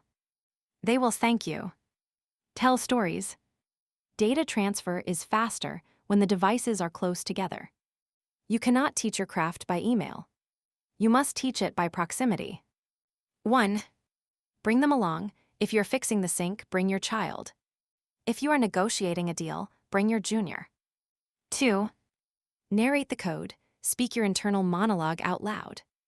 I am checking the pressure valve because if it is too high, the system explodes. 3. The handoff: let them hold the tool. Let them fail. Let them fix it. This writes the code to their muscle memory. You are teaching by being. That is the only way it works. The example: your children team do not run the code you speak. They run the code you are. If you say be brave, but you act cowardly, they will execute the coward's script. 1. 0 hypocrisy: never demand a standard you do not meet. 2. The display: let them see you struggle. Let them see you fail. Let them see you get back up. 3. The code in motion: be the living embodiment of the values you want to survive. You are the reference implementation. You are the signal. Clear and strong. DNA. You are a vessel for code that is 3.5 billion years old. Your DNA has survived ice ages, plagues, wars, and famines. It survived because it was good code. Nature is the ultimate memetic engineer. It ruthlessly deletes bad code and copies good code. Legacy is simply applying the laws of biology to the laws of ideas. If your ideas are true, they will survive. If they are false, they will be deleted. Immortal code. You want to live forever. This is how. When you teach someone a skill, you live in their hands. When you teach someone a value, you live in their choices. When you write a true word, you live in the mind of the reader. You are a transmitter. The signal is truth. The receiver is the future. Boost the signal. The transfer. Today, teach one person one thing. Show a colleague a shortcut. Show your child how to tie a knot. Write down one lesson you learned the hard way. Do not hoard your data. Upload it. It feels small to write one note. But one seed can grow a forest. Game over, memento mori. The timer is running. Play efficiently. Every man dies. Not every man really lives. TLDR. For the players. Status, server shutdown imminent. The issue, the clock is ticking. You can't farm gold forever. The game ends, and you can't take the skins with you. The fix, play the objective. Realize the timer makes the game meaningful. If you had infinite respawns, nothing would matter. One life. No continues. Make it clips. For everyone else. The core argument, memento mori, remember death, is not a morbid thought, it is the ultimate focuser. Scarcity creates value. The solution, use the awareness of death to sharpen your life. Stop postponing your happiness. Stop tolerating a life you hate. The game is live, and the clock is running. Play accordingly. The timer. Imagine a game with infinite lives, infinite time, and no win condition. Is it fun? No. It is boring. It has no stakes. What makes a game exciting is the timer. You are playing on a metered connection. The credits are running out. Most people try to hide the timer. They pretend it doesn't exist. The player looks at the timer and plays harder. The timer is not a bug. It is the feature that makes the game playable. The funeral test. Alfred Nobel, inventor of dynamite, woke up one morning and read his own obituary in the newspaper. It was a mistake. His brother had died, but the paper confused them. The headline read, "The Merchant of Death is dead." Nobel was horrified. Is this how I will be remembered? He asked. He decided right then to change the ending. He took his fortune and created the Nobel Peace Prize. He edited his legacy file before the server shut down. You don't need a newspaper error to do this. You can write your obituary today. And if you don't like it, you have time to rewrite it. You are holding the pen. The rest of the pages are blank. Write a good ending. Memento mori. The strategy is memento mori, remember death. This is not morbidity. It is urgency. System query. How much time would I waste today if I truly believed the clock was running out? Scarcity creates value. Because your time is scarce, it is valuable. If you waste $100, you can earn it back. If you waste an hour, it is gone forever. The world builder treats time as the only non-renewable currency in the game. They do not kill time. They invest it. You are waking up. That is the point of the game. Tutorial mode. The speedrun hears the spoiler. The game ends. There is a time limit. There are no extra lives. Knowing the clock is ticking isn't depressing. It's the reason to sprint. Play like it's your last run, because it literally is. GJ. Eulogy exercise. It is the oldest protocol for a reason. It works. 1. Fast forward, imagine your funeral. 3 people speak. A family member, a colleague, a friend. 2. The draft, write down exactly what you want them to say. He was fearless. She was kind. He built something that lasted. 3. The gap, look at your life today. Are you acting like the person in the eulogy? If not, close the gap. You are defining who you are. That is the ultimate creative act. The estate plan, the data backup. Legacy is not just emotional, it is logistical. If you die today, does your family know the passwords? Does your team know the vision? Do not leave a mess. A mess is a burden. The protocol. 1. The red folder. Create a physical digital folder with will, life insurance, passwords, title deeds. 2. The master key. Use a password manager. Ensure one trusted person has the master key. 3. The letter of intent. Write a document explaining why you made certain decisions. I left the money to X because. You are taking care of your tribe even after you log off. That is love. The last 24 hours. This is a mental stress test. If a doctor told you, you have 24 hours to live, what would you stop doing immediately? Would you scroll Twitter? Would you argue with a stranger? Would you worry about your outfit? 1. The audit lists the 3 things you would drop instantly. 2. The purge, drop them now. 3. The focus lists the 3 things you would do immediately, e.g. Call mom, write the book, forgive the enemy. Do them now. It clarifies everything, doesn't it? All the noise just vanishes. Terror management theory. Psychologists have proven that almost all human culture, art, religion, science, is an immortality project. We build things to outlast us because we are terrified of disappearing. But the fear only controls you if you deny it.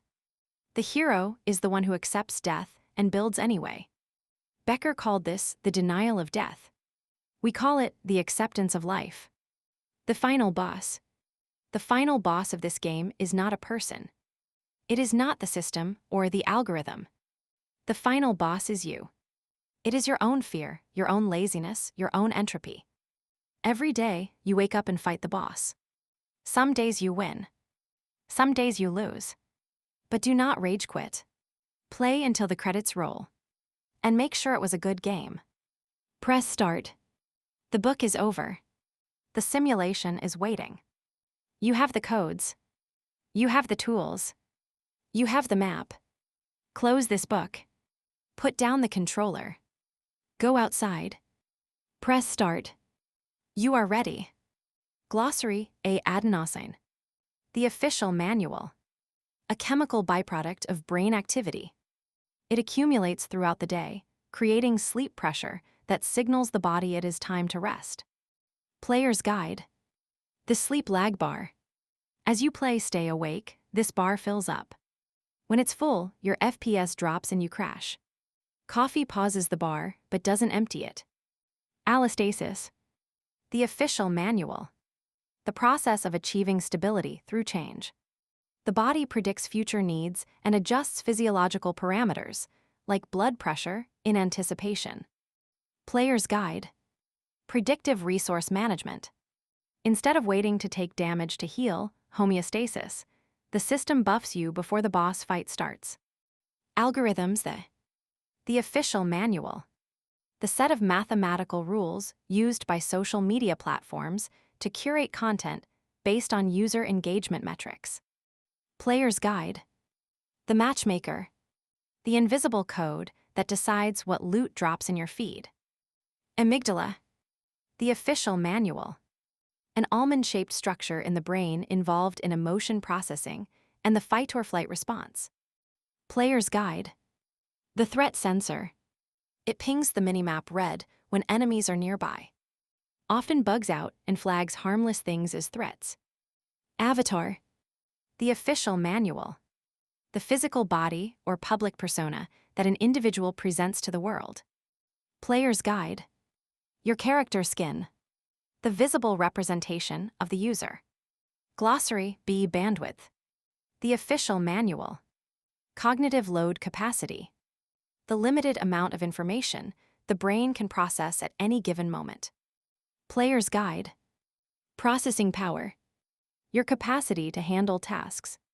If you run too many apps, you run out of bandwidth. Battery audit. The official manual. A self-reflection practice to assess energy levels and identify stressors. Player's guide. Checking your HP bar. Identifying which background apps are draining your power. Buffer zone. The official manual. A state of low-quality distraction where one is neither working productively nor resting effectively. Player's guide. The loading screen. A state where you aren't playing, but you aren't quitting either. Pure lag. Glossary, C, circadian rhythm. The official manual. The body's internal 24-hour biological clock regulating sleep, hormone release, and other bodily functions. Player's guide. The server clock. The 24-hour day-night cycle that controls your spawn times. Context. The official manual. The surroundings, circumstances, and environment that frame an event or individual. Player's guide. The map. The environment you are playing in. Lava levels require different gear than ice levels. Cortisol, the official manual. The primary stress hormone. Essential for waking up and responding to acute challenges, but harmful when chronically elevated. Player's guide. The stress buff. Increases reaction time and speed for a short burst, but drains HP over time. Don't leave it on. Glossary D. Default Mode Network DMN. The official manual. A network of brain regions active when the mind is wandering, focused on the self, the past, or the future. Player's guide. Idle mode. The screensaver that runs when you stop inputting commands. Usually plays a montage of your past failures. Digital minimalism. The official manual. A philosophy of technology use that focuses on keeping only the tools that add value and removing the rest. Player's guide. Inventory management. Dropping useless loot to increase speed. Dopamine. The official manual. A neurotransmitter associated with motivation, reward-seeking, and pursuit. It drives behavior, but does not guarantee satisfaction. Player's guide. XP experience points. The coin you get for completing quests. It makes you want to grind more. Glossary Ego. The official manual. The conscious sense of self, often associated with self-importance or defensive pride. Player's guide. The main character syndrome. The false belief that the whole server is watching you. Ephemeralization. The official manual. The principle that technology tends to become smaller, more efficient, and more powerful over time. Buckminster Fuller. Player's guide. Tech tree upgrades. Doing more with less. Stone Axe laser rifle. Glossary Feed the official manual. The algorithmic content stream presented by social media platforms. Player's guide. The stream. The endless scroll of data. Infinite content, zero nutrition. Filter. The official manual. The cognitive mechanisms, like the thalamus, that gate sensory information from reaching conscious awareness. Player's guide. Graphic settings. Determines what you see and what you don't. Turn off global chat to improve mental health. Flow. The official manual. A mental state of complete immersion and focus involved in an activity. Mihaly Csikszentmihalyi. Player's guide. God mode. Zero lag. Perfect input-output ratio. The zone where the game feels easy even on hard mode. Frame. The official manual. The perspective or interpretation applied to a situation. Player's guide. The camera angle. You can't change the level, but you can change where you point the camera. Friction. The official manual. The resistance encountered when trying to potentialize a new habit or behavior. Player's guide. Input lag. Measures how hard it is to start an action. Glossary Game over. The official manual. Death. The inevitable conclusion of life. Player's guide. Permadeath. The end of the run. The only deadline that matters. Gating. The official manual. The process of filtering out irrelevant sensory stimuli. Player's guide. Moderation tools. Blocking users or spam. Glossary hardware. The official manual. The biological and physiological components of the human organism. Player's guide. The rig. Your physical body, brain, heart, lungs. Homeostasis. The official manual. The tendency towards a relatively stable equilibrium between interdependent elements. Player's guide. Autoheal. The system trying to get back to 100% HP. Glossary icon. The official manual. A symbol or representation that stands in for a larger, more complex reality. Player's guide. The thumbnail. A simplified picture of a complex file. Input lag. The official manual. The delay between a stimulus and the response. Player's guide. Controller delay. the time between thinking jump and actually jumping. Interface. The official manual. The boundary across which two systems exchange information. Player's guide. The HUD heads-up display. How you interact with the game. Glossary, lag. The official manual. Delay or latency in processing or response. Player's guide. High ping. When the game stutters. The enemy of fun. Landscape mode. The official manual. Panoramic vision, associated with parasympathetic nervous system activation. Player's guide.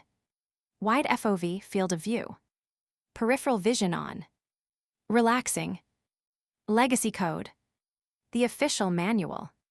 Outdated beliefs or behaviors that are no longer adaptive, but persist due to habit. Player's guide. Spaghetti code.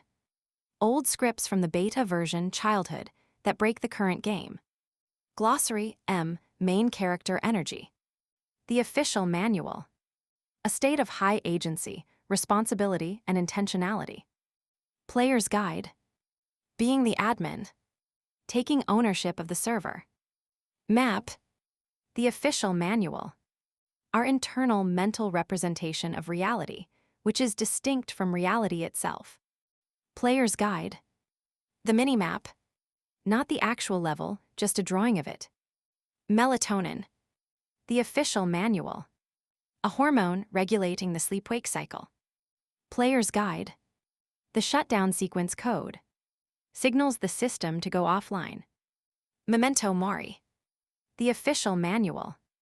A stoic reminder of the inevitability of death. Player's guide. The timer. Remembering that the session will end.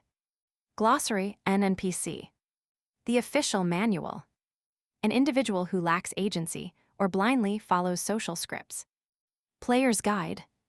Non-playable character. Bots. People running on script. Glossary, OODA loop. The official manual. Observe, orient, decide, act. A strategic cycle for decision-making in chaotic environments. Player's guide. The frame rate of decision-making. He who renders the frame fastest wins.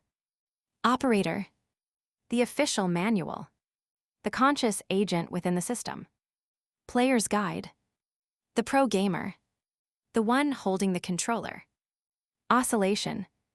The official manual. Rhythmic variation between two states, e.g.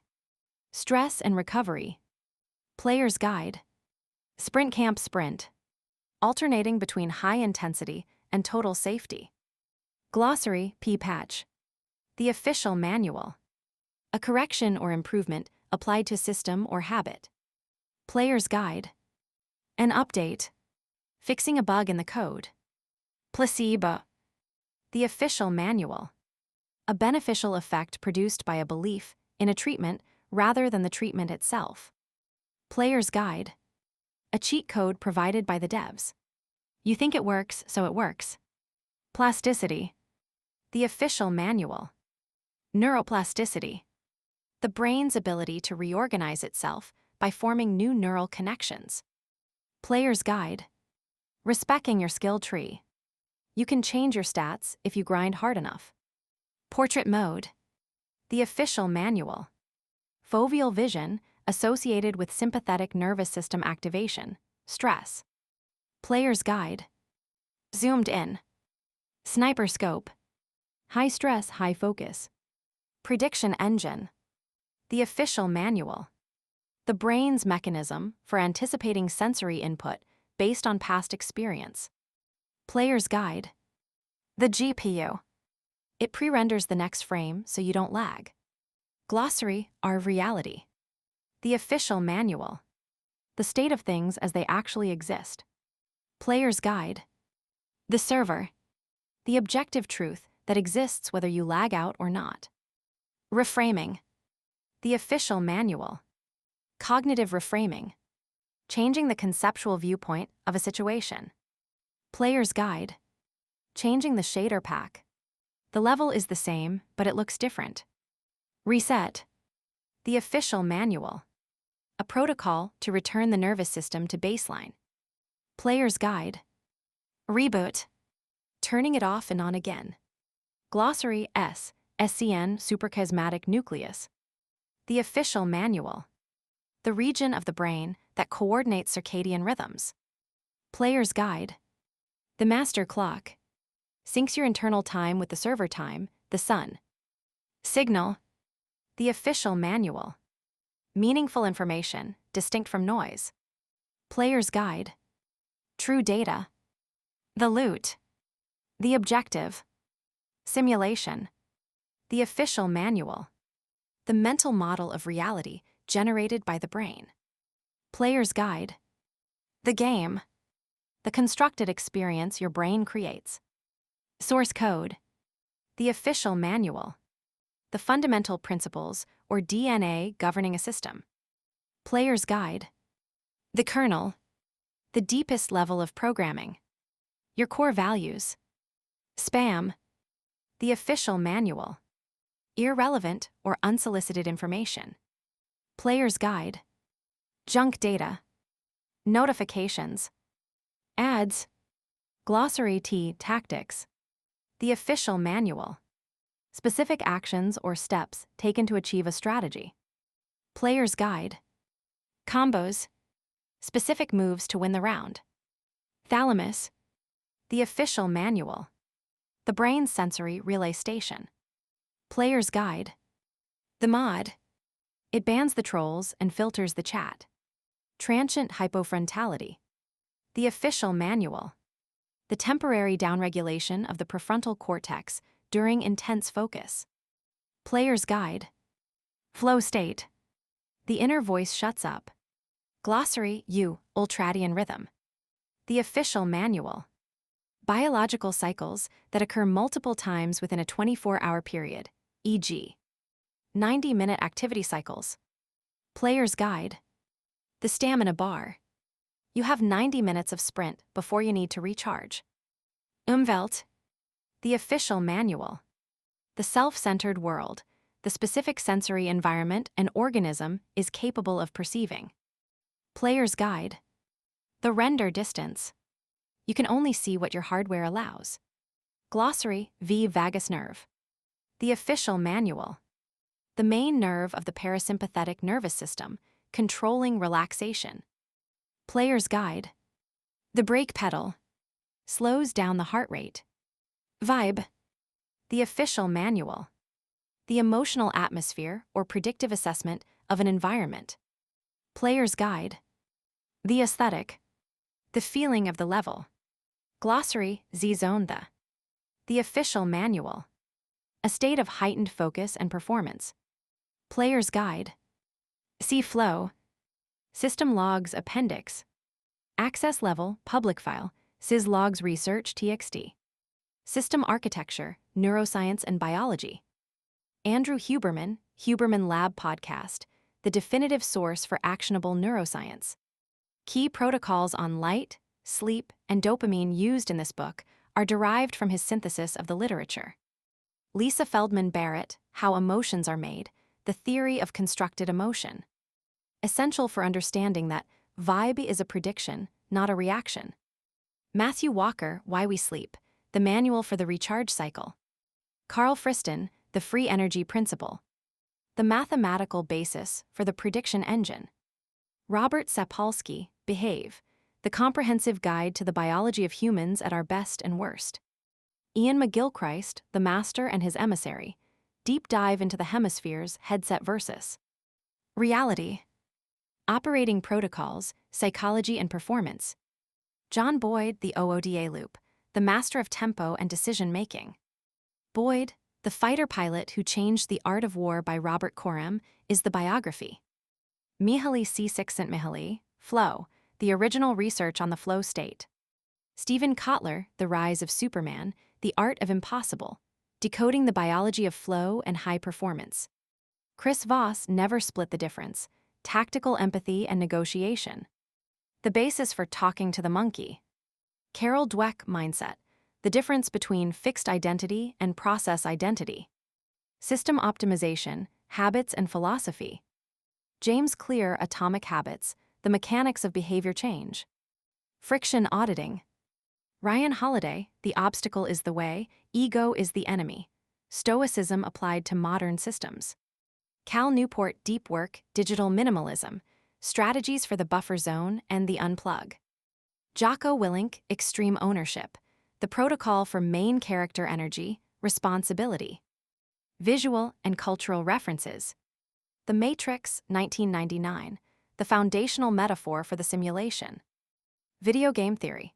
Concepts of HUD, NPC, mana, and HP are drawn from general gaming culture, MMORPGs, FPS. Research Log 1, The Transcendental Server can't. Subject, Immanuel Kant System Function, Backend Architecture Status, Declassified. The System Architecture. Immanuel Kant was the first systems architect. In 1781, he dropped the critique of pure reason, which argued a simple but devastating point. You have never seen reality. You have only seen the render. Front-end Vs. Backend. Kant divided the universe into two partitions. 1. Phenomena, the front-end, things as they appear to us. The user interface. The pixels on the screen. 2. Noumena, the backend, things in themselves. The server code. The raw data processing that happens in the black box. When you look at a tree, you aren't seeing the tree in itself. You are seeing a representation rendered by your brain's graphics card, filtered through the constraints of space and time. The categories as UI elements. Kant argued that our minds come pre-installed with categories of understanding. These are the buttons and widgets of our interface. Causality, the if-then logic. Quantity, the ability to count one or many. Space and time, the CSS grid layout of existence. We cannot perceive anything outside of these categories, just like you cannot perform an action in a video game that isn't programmed into the controller layout. The takeaway: the real world is running on a server you cannot access. You are locked in the client-side experience. But understanding the difference between the interface, phenomena, and the code, noumena, is the first step to hacking the simulation. Research Log 2, Base Layer versus Cloud Russell. Subject, Bertrand Russell System Function, Data Verification Status, Declassified. The two types of knowledge. Bertrand Russell identified a glitch in how we process information. He split knowledge into two distinct file types. 1. Knowledge by acquaintance base layer, direct unbuffered access. Feeling the heat of the fire. Tasting the espresso. The raw sensory data. High bandwidth, low compressibility. 2. Knowledge by description, cloud layer, knowing about something. Reading the chemical formula for caffeine. Reading a review of the fire. Low bandwidth, high compressibility. The cloud drift. Civilization is a process of moving from base layer to cloud. We trade the messy, dangerous reality of hunting, acquaintance, for the safe, abstract description of buying calories at the store. Base layer, climbing a tree in a storm. Risk of death. Feeling the wind. John Muir. Cloud layer, looking at a weather map. Zero risk. Symbolic representation. The danger. We now live almost entirely in the cloud. We mistake the menu for the meal. We consume descriptions of life, social media, news, entertainment, rather than life itself. The system wants you in the cloud because you are easier to manage there. The operator returns to the base layer to verify the files. Protocol, touch grass. Climb the tree. Verify the hash. Research Log 3, the map is the territory Baudrillard. Subject, Jean Baudrillard System Function, Simulation Theory Status, Declassified. The Procession of Simulacra. Baudrillard is the prophet of the hyperreal. His core thesis matches the infinite feed perfectly. The map has overtaken the territory. The 4 stages of the image. 1. The reflection, the image reflects reality. A photo of your lunch. 2. The mask, the image masks reality. A filtered photo of your lunch. 3. The sorcery, the image masks the absence of reality. an AI-generated photo of a lunch you never ate. 4. The simulacrum. The image has no relation to reality whatsoever. It is its own truth. The infinite feed. Welcome to the desert of the real. We no longer use the map to navigate the territory. The territory is gone. We live inside the map. Disneyland, it exists to convince you that the rest of America is real. But the rest of America is just a strip mall copy of Disneyland. The news, it doesn't report events, it manufactures narratives. The system is a closed loop of signs referencing other signs. To escape, you must stop consuming the symbols and start creating the reality. Research log 4, the cave plate. Subject, Plato system function, user interface design status, declassified. The original screen. Plato was the first to describe the cinema of the mind. In his allegory of the cave, he describes prisoners chained in a dark cave, facing a blank wall. Behind them is a fire, and puppeteers hold up objects that cast shadows on the wall. To the prisoners, the shadows are reality. If one prisoner escaped and saw the sun, the source, he would be blinded. If he returned to tell the others, they would kill him for disrupting the vibes. The interface theory. We are still in the cave. The wall is now a customized OLED screen. The shadows are the 4K streams of content. The puppeteers, the algorithms. The advertisers. The architect. The chains, dopamine loops. Comfort. Fear of the unknown. The interface V's. The truth. Evolution did not design us to see reality, truth. It designed us to see a user interface, fitness. An icon of a folder on your desktop isn't the file itself, magnetic polarity on a disk. It's a useful lie. The redness of an apple isn't physics, wavelengths. It's a useful lie. We are running a survival interface.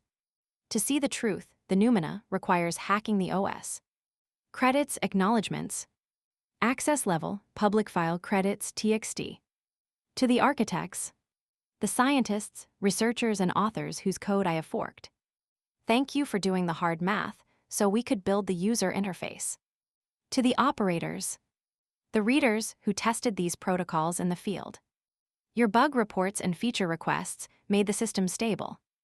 To the editors, for flagging the typos and smoothing the jagged edges of the draft. To you, the player, the simulation is only real because you are observing it. Game on.